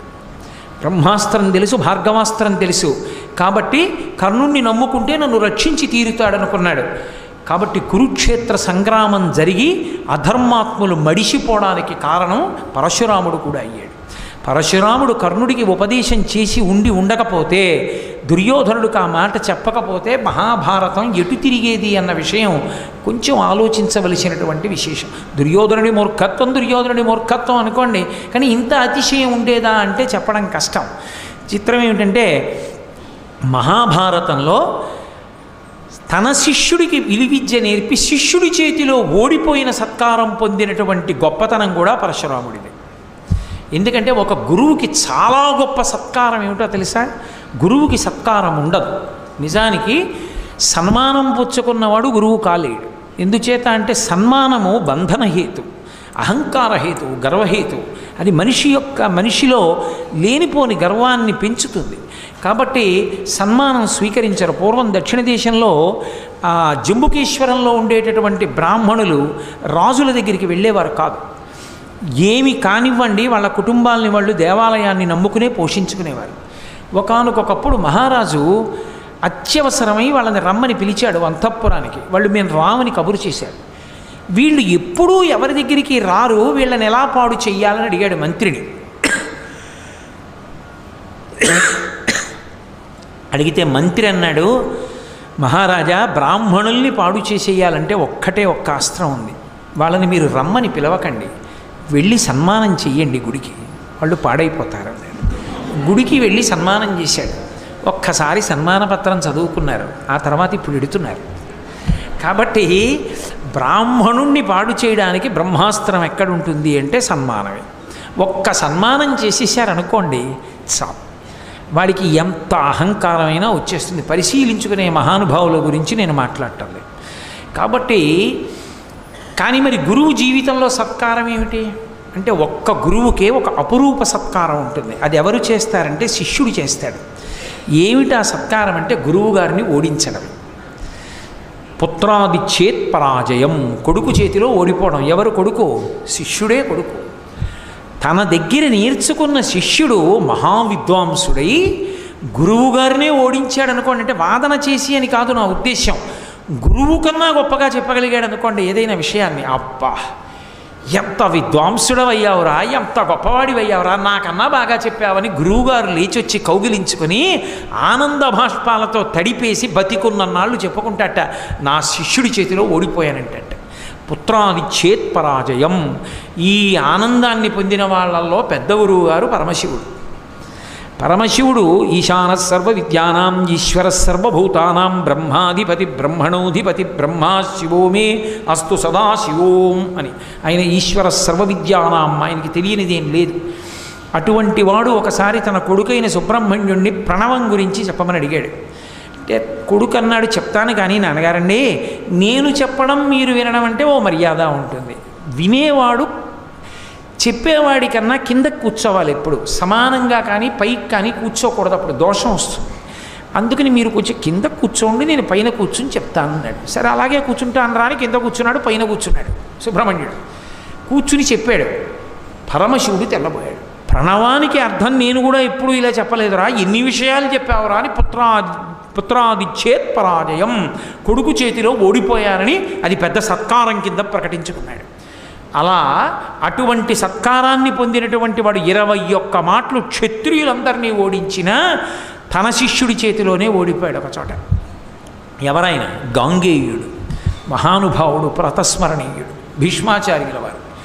భీష్మాచార్యుల వారు తన వంశం పెరగాలని కోరుకున్నాడు. శంతన మహారాజు గారు సత్యవతీదేవిని స్వీకరించిన తర్వాత జన్మించిన కుమారులు చిత్రాంగదుడు, విచిత్రవీర్యుడు. చిత్రాంగదుడు గంధర్వుడితో యుద్ధం చేసి చచ్చిపోయాడు. ఇక మిగిలిన వాడు విచిత్రవీర్యుడు ఒక్కడే. ఆ విచిత్రవీర్యుడికి కానీ ఏదైనా ఆపద కలిగిందా మళ్ళీ కురువంశం ఆగిపోతుంది. కురువంశంలో ఇదో పెద్ద అల్లరి, ఎప్పుడూ వంశం కోసం అల్లరే. అందుకే 100 కొడుకులు పుడతారని ఈశ్వరుడి వలన వరం పొందిన గాంధారిని తీసుకొచ్చి ధృతరాష్ట్రుడికి కట్టేశాడు. మా వంశానికి గొడవ ఉండదు, 100 పుడతారని. వాళ్ళు దుర్మార్గులై వంశాన్ని పాడు చేశారు. తానొకటి తెలిసిన దైవం ఒకటి తెలుసు అని. అందుకని చిత్రాంగదుడు విచిత్రవీర్యుల్లో చిత్రాంగదుడు చచ్చిపోయాడు. ఉన్నవాడు విచిత్రవీర్యుడు ఒక్కడే. ఈ విచిత్రవీర్యుడికి కొడుకులు పుట్టాలి, లేకపోతే వంశం ఆగిపోతుంది. అందుకని కాశీరాజు తన కుమార్తెలకి స్వయంవరం ప్రకటించాడని తెలుసుకున్న భీష్మాచార్యుల వారు, తమ్ముడు ఎలాగో పనికి మాలినవాడు, వెళ్ళి రాజుల్ని ఓడించి తెచ్చుకోలేడు భార్యల్ని, తనే వెళ్ళాడు. వెళ్ళి ఆ స్వయంవరానికి వచ్చిన రాజులందరినీ ఓడించి అంబిక అంబాలికల్ని రథం ఎక్కించి హస్తినాపురానికి తీసుకెళ్ళి పెళ్లి కూతుళ్ళగా కూర్చోబెట్టి పెళ్లి చేసుకోమన్నాడు తమ్ముడిని. అంటే విచిత్రవీర్యుడి వంక చూసి అందులో అంబంది, ఇతపూర్వమే నా మనసు సాల్వదేశ ప్రభువుకి ఇచ్చాను, కాబట్టి మేము ఒండురలం వివాహం చేసుకుందాం అనుకున్నాం. అంటే ఆయన అన్నాడు, ఇది ధర్మాతిక్రమణం, మనసు ఒక చోట మనువు ఒక చోట కుదరదు. ఆడదాని మనస్సు వివాహపూర్వం అలా ఇంకొక పురుషుడి యందు ప్రవేశించకూడదు. నువ్వు సాల్వప్రభువుని వివాహం చేసుకుంటానన్నావు, ఆయన నిన్ను వివాహం అన్నాడని అంటున్నావు. ఇది తెలియక మీ తండ్రి నీకు స్వయంవరం ప్రకటించాడు. నిన్ను సకల లాంఛనాలతో సాల్వరాజు దగ్గరికి పంపించేస్తున్నాను, వెళ్ళిపోమ్మని పంపించేశాడు. రథం ఇచ్చి పంపిస్తే తీళ సాల్వభూపతి దగ్గరికి వెడితే ఆయన అన్నాడు, నన్ను ఓడించి భీష్ముడు ఎత్తుకుపోయాడు నిన్ను. కాశీరాజు మీ నాన్న స్వయంవరం ప్రకటించినప్పుడు నువ్వు భీష్ముడి సొత్తు, భీష్ముడు ఏం చేసుకుంటాడు, తమ్ముడికి ఇచ్చి చేస్తాడు, లేకపోతే భీష్ముడు చేసుకుంటాడు. భీష్ముడు ఎత్తుకుపోయి భీష్ముడి చేతిలో ఓడిపోయినటువంటి నేను ఇక నిన్ను పెళ్లి చేసుకోనన్నాడు. ఆవిడ మళ్ళీ వెనక్కి వెళ్ళింది. అక్కడేమో సాల్వుడు పెళ్లి చేసుకోనంటున్నాడు, నా జీవితం ఉత్తినే పోయింది, కాబట్టి నాకు నీ తమ్ముడినిచ్చి పెళ్లి చెయ్యండి. నా తమ్ముడినిచ్చి పెళ్లి చెయ్యను, అధర్మం. నీ మనసు వేరొక చోట ఉంది, నా తమ్ముడికి ఎందుకు ఇస్తాను ఇవ్వనన్నాడు. అయితే ఎత్తుకొచ్చిన నువ్వే చేసుకోండి, నాకు ప్రతిజ్ఞ ఉంది, ఆజన్మ బ్రహ్మచర్యం, నేను అసలు చేసుకోనన్నాడు. మరి నా జన్మ ఏమైపోవాలంది, నీ కర్మ అన్నాడు. వివాహపూర్వం పరపురుషుణ్ణి మనసులో ఎందుకు పెట్టుకోవాలనుకున్నావు, పోవతలకన్నాడు. ఇది భారతీయ సంస్కృతి. అంటే ఇప్పుడు అంబకి కక్ష పట్టుకుంది భీష్ముడి మీద, నా జీవితం పాడు చేసిన వాడు భీష్ముడే అని కక్ష పట్టి పరశురాముడు ఉన్న చోటికి తన మాతామహుడు అంటే తన తండ్రి గారిని తీసుకుని వెళ్ళింది. వెడితే ఆయనకి పరశురాముడితో అనుబంధం ఉంది. పరశురాముడు చూశాడు, అమ్మా నీ తాత ఎటువంటి వాడో నేను అటువంటి వాడిని, చెప్పమ్మా నీకే కష్టం వచ్చిందన్నాడు. మీ శిష్యుడు భీష్మాచార్యుల వారు ఇంత పనిచేశారు, నన్ను మా నాన్నగారు స్వయంవరం ప్రకటిస్తే బలవంతంగా రాజుల్ని ఓడించి తీసుకుపోయాడు, నన్ను ప్రేమించినటువంటి సాల్వభూపతిని కూడా ఓడించాడు, దానివల్ల ఇటు సాల్వుడు చేసుకోలేదు, అటు విచిత్రవీర్యుడు చేసుకోలేదు, భీష్ముడు చేసుకోలేదు, నా బ్రతుకు ఏమిటండి. విచిత్రవీర్యుడు పెళ్లి చేసుకుంటే నీకు సమ్మతమేనా అన్నాడు. సమ్మతమే. అయితే నీ సమస్యకి పరిష్కారం నేను చూపిస్తాను, నా శిష్యుడు నా మాట కాదన్నాడు. కాదన్నాడో వాడి కుత్తుక కోసేస్తాను, నాతో నిలబడలేడు యుద్ధంలో, కాబట్టి బయలుదేరి నాతో అన్నాడు. గబగబా బయలుదేరాడు. హస్తినాపురానికి వచ్చి భీష్ముడికి కబురు చేశాడు, గురువుగారు వచ్చారు రమ్మంటున్నారని. గబగబా పుష్పపాత్రలు అర్ఘ్యపాత్రలు అన్నీ పట్టుకున్నాడు. గురువుగారి దగ్గరికి వెళ్ళాడు, గురువుగారి పాదాలు కడిగాడు, అర్ఘ్యం ఇచ్చాడు, పూజ చేశాడు, అన్నీ చేశాడు. గురువే. పరమ సంతోషాన్ని పొందాడు శిష్యుణ్ణి చూసి. లేచాడు, భీష్ముడిని కౌగలించుకున్నాడు, ఆశీర్వచనం చేశాడు. కూర్చోబెట్టి, నాయనా తప్పురా, ఈ పిల్లని తీసుకొచ్చావుట, తమ్ముడికి ఇచ్చి పెళ్లి చెయ్యి అన్నాడు. అయ్యా మీరు గురువుగారే కావచ్చు కానీ ధర్మం చెప్పాలి కానీ అధర్మం చెప్పకూడదు కదా, ఈమె మనస్సు సాల్వుడి దగ్గర ఉందని ఈమెయే చెప్పింది. సాల్వుడు ఇప్పుడు చేసుకోనంటే నేనేం చేస్తాను, ఈ పిల్ల ఆ విషయం స్వయంవర సమయంలో నాకు చెప్పలేదు, చెప్పనప్పుడు నేను ఈమెను తీసుకొచ్చాను, అప్పుడే చెప్తే అప్పుడే వదిలేసి వచ్చేవాడిని. కాబట్టి నా తమ్ముడికి ఇచ్చి పెళ్లి చేసే సమస్య రాదు, అలా చెయ్యను, అన్నగారిగా ఉండి అధర్మంతో కూడిన పని చెయ్యమని మీరు నన్ను నిగ్రహించకూడదన్నాడు. అంటే నువ్వు గురువుకే ధర్మం చెప్తావా, ఇలా అయితే నాతో యుద్ధం చేయవలసి ఉంటుందన్నాడు. అధర్మపు పని చేశాను అనిపించుకోవడం కన్నా గురువుగారితో యుద్ధం చేసి ప్రాణం పోగొట్టుకున్నానో, గురువుగారిని నిగ్రహించానా మీకు గౌరవం, పోయానా ధర్మానికి పోయానని నాకు గౌరవం, కాబట్టి యుద్ధమే చేస్తానన్నాడు. భీష్ముడు పోడు, స్వచ్ఛంద మరణం వరం ఉంది. ఇద్దరికీ యుద్ధం ప్రారంభమైంది. ఎన్నాళ్ళు జరిగింది అనుకుంటున్నారు? మహాభారతం భీష్మ పర్వంలోంచి చెప్తున్నాను నేను. ఇప్పుడు అవన్నీ ఇన్ని పర్వాలు, ఇన్ని పురాణాల్లోంచి నేను పద్యాలన్నీ మొదలెడితే ఎప్పటికవుతుంది, అందులో వదిలిపెట్టేశాను ఇవాళ. ఆ యుద్ధం జరుగుతున్నప్పుడు ఎన్ని రోజులు జరిగిందో ఒకళ్ళనొకళ్ళు తుత్తునీయల కింద కొట్టేసుకున్నారు. ఒకానొక రోజునైతే భీష్మాచార్యుల వారి గుండెలో దిగబడిన బాణానికి భీష్ముడు రథంలో పడిపోయాడు. సారథిని చంపేశాడు పరశురాముడు. ఇక తర్వాత భీష్ముడు పడిపోవాలి. ఎంత స్వచ్ఛంద మరణం ఉన్నా ఇక లేవకుండా కొట్టేస్తాడు. వెంటనే అకస్మాత్తుగా 7 బ్రాహ్మణులు వచ్చి ఆ రథం యొక్క కొయ్య మీద, అటు ఇటు ఉండేటటువంటి ఆ కొయ్య మీద కూర్చుని, గంగాదేవి తెల్లటి బట్టలు కట్టుకుని వచ్చి కూర్చుని రథాన్ని నడిపించి ఆకాశ మార్గంలో తప్పించేశారు. తప్పించేసి ఈ 7 బ్రాహ్మణులు ఈయన్ని ఒక ఇంట్లో దింపారు. భీష్మాచార్యుల వారు రాత్రి పడుకున్నారు. ఎవరో 7 బ్రాహ్మణులు రథాన్ని తీసుకొచ్చారు. నా తల్లి గంగాదేవిని గుర్తుపట్టాను, భీష్ముడిని పూజించడానికి వెళ్ళినప్పుడు కనపడింది, ఆశీర్వచనం తీసుకున్నాడు. సత్యవతీదేవి ఆశీర్వచనం కూడా. ఆమె నా తల్లి గంగమ్మ. ఈ 7 బ్రాహ్మణులు ఎవరు అని ఆలోచిస్తూ పడుకున్నాడు. ఆ రాత్రి వాళ్ళు కలలోకి వచ్చి, మేమెవరో నీకు తెలుస్తుందిలే, నీకు ఒక అస్త్రాన్ని ఉపదేశం చేస్తున్నాను, దీని పేరు మోహనాస్త్రం. ఈ అస్త్రాన్ని ప్రయోగిస్తే నీ గురువు పరశురాముడు పడిపోతాడు. ఎంత పరశురాముడైనా శరీరం విడిచిపెట్టేయవలసిందే. ఈ అస్త్రాన్ని రేపు ప్రయోగించమన్నారు. తప్పకుండా ప్రయోగిస్తానని దాన్ని ఆ అస్త్రాన్ని ప్రయోగము ఉపసంహారము కూడా మంత్రంతో తీసుకున్నాడు. మరునాడు ఉదయం అనుమానం వచ్చింది, ఎవరు ఆ 7 బ్రాహ్మణులు అని. వాళ్ళు చెప్పలేరు. వాళ్ళు అష్టవసువులు. అష్టవసువుల్లో భీష్ముడు మొదటి వసువు. మిగిలిన 7 బ్రాహ్మణ రూపంలో వచ్చారు. భీష్ముడికి ఆపద కలుగుతోందని మరునాడు యుద్ధానికి వెళ్ళాడు. మళ్ళీ సారథిని చంపేశాడు పరశురాముడు. భీష్ముడు యుద్ధం అంటే ఎలా ఉంటుందంటే, తన చేత్తో పగ్గాలు పట్టుకుని గుర్రాల్ని తోలుతూ, ఒక పక్క ధనస్సు పట్టుకుని ఈ పగ్గాలు వదులుతూ ధనస్సు పట్టుకుంటూ పరశురాముడిని కొట్టాడు. పరశురాముడు కొన్ని వేల బాణాలు ప్రయోగించాడు. ఇన్ని వేల బాణాలని ఒంటి చేత్తో ధనస్సు పట్టుకుని పగ్గాలు పట్టుకుని రథం తోలుతూ, పగ్గాలు వదులుతూ, బాణాలు వేస్తూ తుత్తునియలు చేసి చిట్ట చివర ఇక పరశురాముడిని కొట్టేయడానికి మోహనాస్త్రం తీశాడు. తీయగానే నారదుడు పరిగెత్తుకొచ్చాడు. అయ్యో అయ్యో అయ్యో, గురువుని చంపేశావన్న అపఖ్యాతి వస్తుందయ్యా నీకు.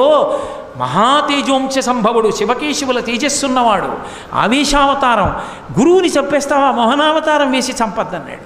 అప్పుడు ఆ 7 బ్రాహ్మణ రూపంలో ఉన్నవాళ్ళు కూడా వచ్చి ఆగమని, గంగమ్మ వచ్చి పరశురాముడి దగ్గరికి వెళ్ళి, అయ్యా మా వాడి దగ్గర మోహనాస్త్రం ఉంది, వసువులు ఇచ్చారు, అది ప్రయోగించి ఉంటే మీరు పడిపోయి ఉండేవారు.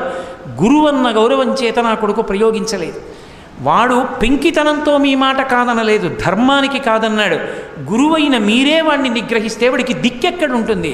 కాబట్టి మీ శిష్యుడిని ఆశీర్వదించండి అంది.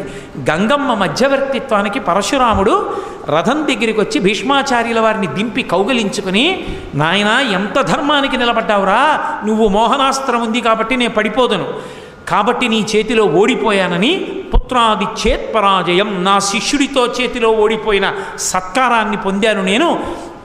నిన్ను చంపగలిగిన వాడు ఒక్కడే, నరనారాయణులలో ఒకడైనటువంటి కృష్ణుడి పక్కనున్న అర్జునుడే భవిష్యత్తులో పడగొడతాడు తప్ప అన్యులకు సాధ్యం కాదని భీష్ముడి దగ్గర తన యొక్క యుద్ధ ఓటమిని అంగీకరించి తిరిగి వెళ్ళిపోతూ అంబవంక చూసి, నేను చెయ్యగలిగినంత చేశాను, ఇక నేను చేయగలిగిన ఉపకారం లేదు, నువ్వు చేసేది నువ్వు చేసుకో అన్నాడు. ఈ జన్మలో సాధించలేని దాన్ని వచ్చే జన్మలో సాధిస్తానని. ఆ తర్వాత మళ్ళీ పెద్ద తపస్సు చేసింది, సుబ్రహ్మణ్యేశ్వర స్వామి వారిని ఆరాధించింది. పరమశివుడు ప్రత్యక్షమయ్యాడు, మగపిల్లవాడుగా పుట్టింది, ఆడపిల్లగా మారింది, శిఖండి అయింది. అర్జునుడు రథానికి ముందు నించుంది. మగాడిగా పుట్టి ఆడదైంది కాబట్టి ఆమెను చూస్తే బాణం వేయినన్నాడు. ధనస్సు బాణాలు కిందకి దింపేశాడు. ఒళ్ళంతా బాణాలు కొట్టేశారు. కొట్టేస్తే భీష్మాచార్యుల వారు కింద పడిపోయారు రథంలోంచి. అది వేరు మాట, అదంతా భీష్మపర్వమే. కాబట్టి భీష్మాచార్యుల వారికి కూడా సమస్తమైనటువంటి విలువిద్యని ఇచ్చినటువంటి మహానుభావుడు పరశురాముడే. ఇచ్చి భీష్ముడి చేతిలో ఓడిపోయాడు. ఇటువంటి పరశురాముడు రామాయణ కాలం దగ్గరికి వచ్చేటప్పటికీ రామచంద్రమూర్తి సీతమ్మ తల్లిని కళ్యాణం చేసుకుని వెళ్ళిపోతుంటే ఎదురొచ్చి చేతిలో విష్ణు చాపం పట్టుకుని వచ్చాడు. దశరథం ఎంత అంటే సమయం లేక నేను తగ్గించేస్తున్నాను. నిజంగా ఆయన వస్తుంటే పరశురాముడు వశిష్ఠాది మహర్షులు చూశారు. రామచంద్రమూర్తి యొక్క సైన్యం అంటే దశరథ మహారాజు గారి సైన్యం అంతా స్పృహ తప్పిపోయింది. పరశురాముడు వస్తుంటే ఎందుకో తెలుసా అండి, పరశురాముణ్ణి చూసి కాదు, ఆయన వస్తుంటే అంత ధూళి రేగుతుందిట. ఆయన తపశ్శక్తి అటువంటిది, ఆ తేజస్సు అటువంటిది. ఆ ధూళికి ఆయన వెలుతురికి చూసి పడిపోయారు వాళ్ళు. ఆయన నిజంగా వచ్చి నించున్నాడు జటామండలంతో శివుళ్ళ. వాల్మీకి మహర్షి అయితే త్రిపురాసుర సంహారం చేసిన పరమశివుళ్ళ ఉన్నాడని ఉపమానం వేశారు. నిలబడితే దశరథ మహారాజు గారు భయపడిపోయి, ఇంతమంది క్షత్రియుల్ని చంపేశావు, ఇంద్రుడి దగ్గర ప్రతిజ్ఞ చేసి మానేశావని విన్నాను, ముక్కు పచ్చలారని వాడు లేక పుట్టాడు, పుత్రకామేష్టి చేశాను, పెళ్లి చేసుకుని ఎడుతుంటే చంపేస్తావా ఏమి అని పాపం బతిమాలుతున్నాడు. రాముడు తండ్రి ఉండగా ఎక్కువ మాట్లాడ్డాడు. ఏమిరా పిల్లవాడా అన్నాడు. దశరథుడిని విడిచిపెట్టి రాముడి వంక తిరిగి, శివధనస్సుని భంగం చేశావుట, ఏది విష్ణు శాపాన్ని అందుకో చూద్దాం అని తన తాతగారైనటువంటి రుచీకుడి దగ్గర విష్ణువు పెట్టినటువంటి ధనస్సుని ఇప్పుడు తీసుకొచ్చాడు. తన తండ్రి జమదగ్ని దగ్గర ఉన్నది తనకి ఇచ్చాడని చెప్పి పట్టుకొచ్చాడు. పట్టుకొచ్చి, ఏది శివధనస్సుని ఎక్కుపెట్టిన వాడివి విష్ణు ధనస్సు కూడా ఎక్కువ పెట్టన్నాడు. ఆయన వెంటనే విష్ణు చాపాన్ని అందుకున్నారు. బాణాన్ని సంధించు అన్నాడు. బాణాన్ని ఎక్కుపెట్టి రామచంద్రమూర్తి అన్నారు, తండ్రి కోసమని చెప్పి అంతమందిని చంపావు కాబట్టి తండ్రి యొక్క రుణాన్ని తీర్చుకున్నావు, చాలా గొప్పవాడివి. కానీ నేనెవరో కూడా తెలుసుకోవాలనుకున్నావు, ఇది విష్ణు చాపం, దీనికి బాణాన్ని సంధించాను కాబట్టి ఈ బాణాన్ని నేను విడిచిపెట్టేయవలసిందే, దీన్ని ఉపసంహారం చేయడం కుదరదు. కాబట్టి ఇప్పుడు ఈ బాణం వేసి నువ్వు సంపాదించుకున్న అక్షయ లోకాల్ని పడగొట్టైనా, అక్షయ పుణ్యాల్ని పడగొట్టైనా, నీ గమన శక్తిని పడగొట్టైనా కాళ్ళ మీద బాణం వేస్తానిక నడవలేవు, రెండిటిలో ఏది కావాలో కోరుకో అన్నాడు. అనేటప్పటికీ చూశాడు పరశురాముడు, అర్థమైంది. కృష్ణ భగవానుడు అప్పుడు అగస్త్య మహర్షి ఆశ్రమంలో కృష్ణ మంత్రాన్ని ఉపదేశం పొందితే ఆవేశించి చెప్పాడు కదా, భవిష్యత్తులో విష్ణు చాపాన్ని ఎవరు పట్టుకుంటారో అప్పుడు నీ ఆవేశాలన్నీ తొలగిపోతాయి, పర్వతం మీద తపస్సు చేస్తావు ఇంకన్నాడు. అర్థమైంది, ఓ విష్ణు అవతారం రామచంద్రమూర్తి వచ్చారు ధర్మాన్ని నిలబెట్టడానికి, ఇక నా అవసరం లేదు ఈ లోకానికి అనుకున్నాడు. అనుకుని, రామ నా పాదములను కొట్టేస్తే నేను ఈ భూమిని కశ్యప ప్రజాపతికి దానం చేశాను, గమనశక్తి పోతే రాత్రి అయితే నేను ఈ భూమి మీద ఉండకూడదు, వెళ్ళిపోవాలి మహేంద్రగిరి మీదకి, అందుకని నా గమనశక్తిని కొట్టకు, నేను సంపాదించుకున్న అక్షయ పుణ్యాల్ని కొట్టేసేయమన్నాడు. అంటే విష్ణు చాపంలోంచి బాణం విడిచిపెడితే పరశురాముడు తపస్సు చేసి సంపాదించుకున్న అనంతమైన పుణ్యాలన్నీ కూడా కాలిపోయాయి. కాలిపోతే తేజస్సు అంతా క్షీణించిపోయి బరువుగా అడుగులు వేస్తూ మహేంద్ర పర్వతం మీదకి వెళ్ళిపోయాడు విష్ణు చాపాన్ని వదిలిపెట్టేసి. వెళ్ళిపోతే పితృదేవతలందరూ కనపడ్డారు. కనపడి, ఒరే మా కోసమని కార్తవీర్యార్జునుడు వచ్చి జమదగ్నిని చంపాడని కోపగించి 21 మాటలు క్షత్రియుల్ని చంపావు, అటువంటి నువ్వు ఇలా అయిపోతే మాకు చాలా బాధగా ఉందిరా, అందుకని నువ్వు ఇలా ఉండడానికి వీల్లేదు. ఇదిగో ఈ దక్షిణ దేశంలోనే ఫలానా ప్రదేశంలో వధూసరా అనబడేటటువంటి నది ఉంది. బ్రహ్మపురాణంలోంచి చెప్తున్నాను మళ్ళీ. వధూసరా అనేటటువంటి నదిలో నువ్వు స్నానం చేస్తే నువ్వు పోగొట్టుకున్నటువంటి అక్షయ పుణ్యాలు ఏ ఉన్నాయో విష్ణు చాపంలోంచి విడిచిపెట్టిన బాణం వల్ల ఆ పుణ్యాలన్నీ మళ్ళీ నీకు దక్కుతాయి, కాబట్టి వెళ్ళి స్నానం చేయమన్నారు. మరునాడు బయలుదేరి వధూసరా నది యందు స్నానం చేశాడు. స్నానం చేస్తే మళ్ళీ విపరీతమైనటువంటి తేజస్సు పుణ్యములు పొంది ఇక లోకానికి నా అవసరం లేదని చిరంజీవి అయి ఆనాటి నుండి మహేంద్ర పర్వతం మీద కూర్చుని తపస్సు చేస్తూ గుహలలో ఉంటాడు. ఆయన మాత్రం ఇప్పటికీ అకృతవ్రణుడు మాత్రం ఆయన కోసం ఎదురు చూస్తూ అన్ని ఏర్పాట్లు చేస్తూ ఉంటాడు. ప్రతి మాసంలో చతుర్దశి తిథి నాడు మాత్రం ఆ మహేంద్ర పర్వతం మీద ఉన్న గుహలోకి వచ్చి దర్శనమిస్తూ ఉంటాడు. ఆరణ్య పర్వంలో ధర్మరాజు గారు ఈ కథనంతటినీ అకృతవ్రణుడి వలన విని, పరశురాముడు వచ్చే వరకు నేను ఈ గుహలో కూర్చుంటానని చతుర్దశి వరకు కూర్చున్నాడు. కూర్చుంటే పరశురాముడు వచ్చాడు. పరశురాముణ్ణి చూసి నమస్కరించి ఆయన ఆశీర్వచనం పొంది వెళ్ళాడు ధర్మరాజు. అంతటి మహానుభావుడు చిరంజీవి అయినటువంటి పరశురాముడి గురించి ఎక్కడ చెప్పబడుతుందో అక్కడ అరిష్టము, పీడ, ఉగ్రభూతముల యొక్క ఉద్ధతి ఇవన్నీ తొలగిపోతాయి. ఎంతటి ఆపదలు కూడా సమసిపోతాయి. ఆవేశావతారములలో అత్యంత ప్రధానమై చిరంజీవి అయి తపోనిష్టా గరిష్ఠుడై రాబోయేటటువంటి కాలంలో సప్తర్షులలో ఒకడయ్యేటటువంటి అద్భుతమైనటువంటి అవతారం దశావతారాల్లో పరశురామ అవతారం.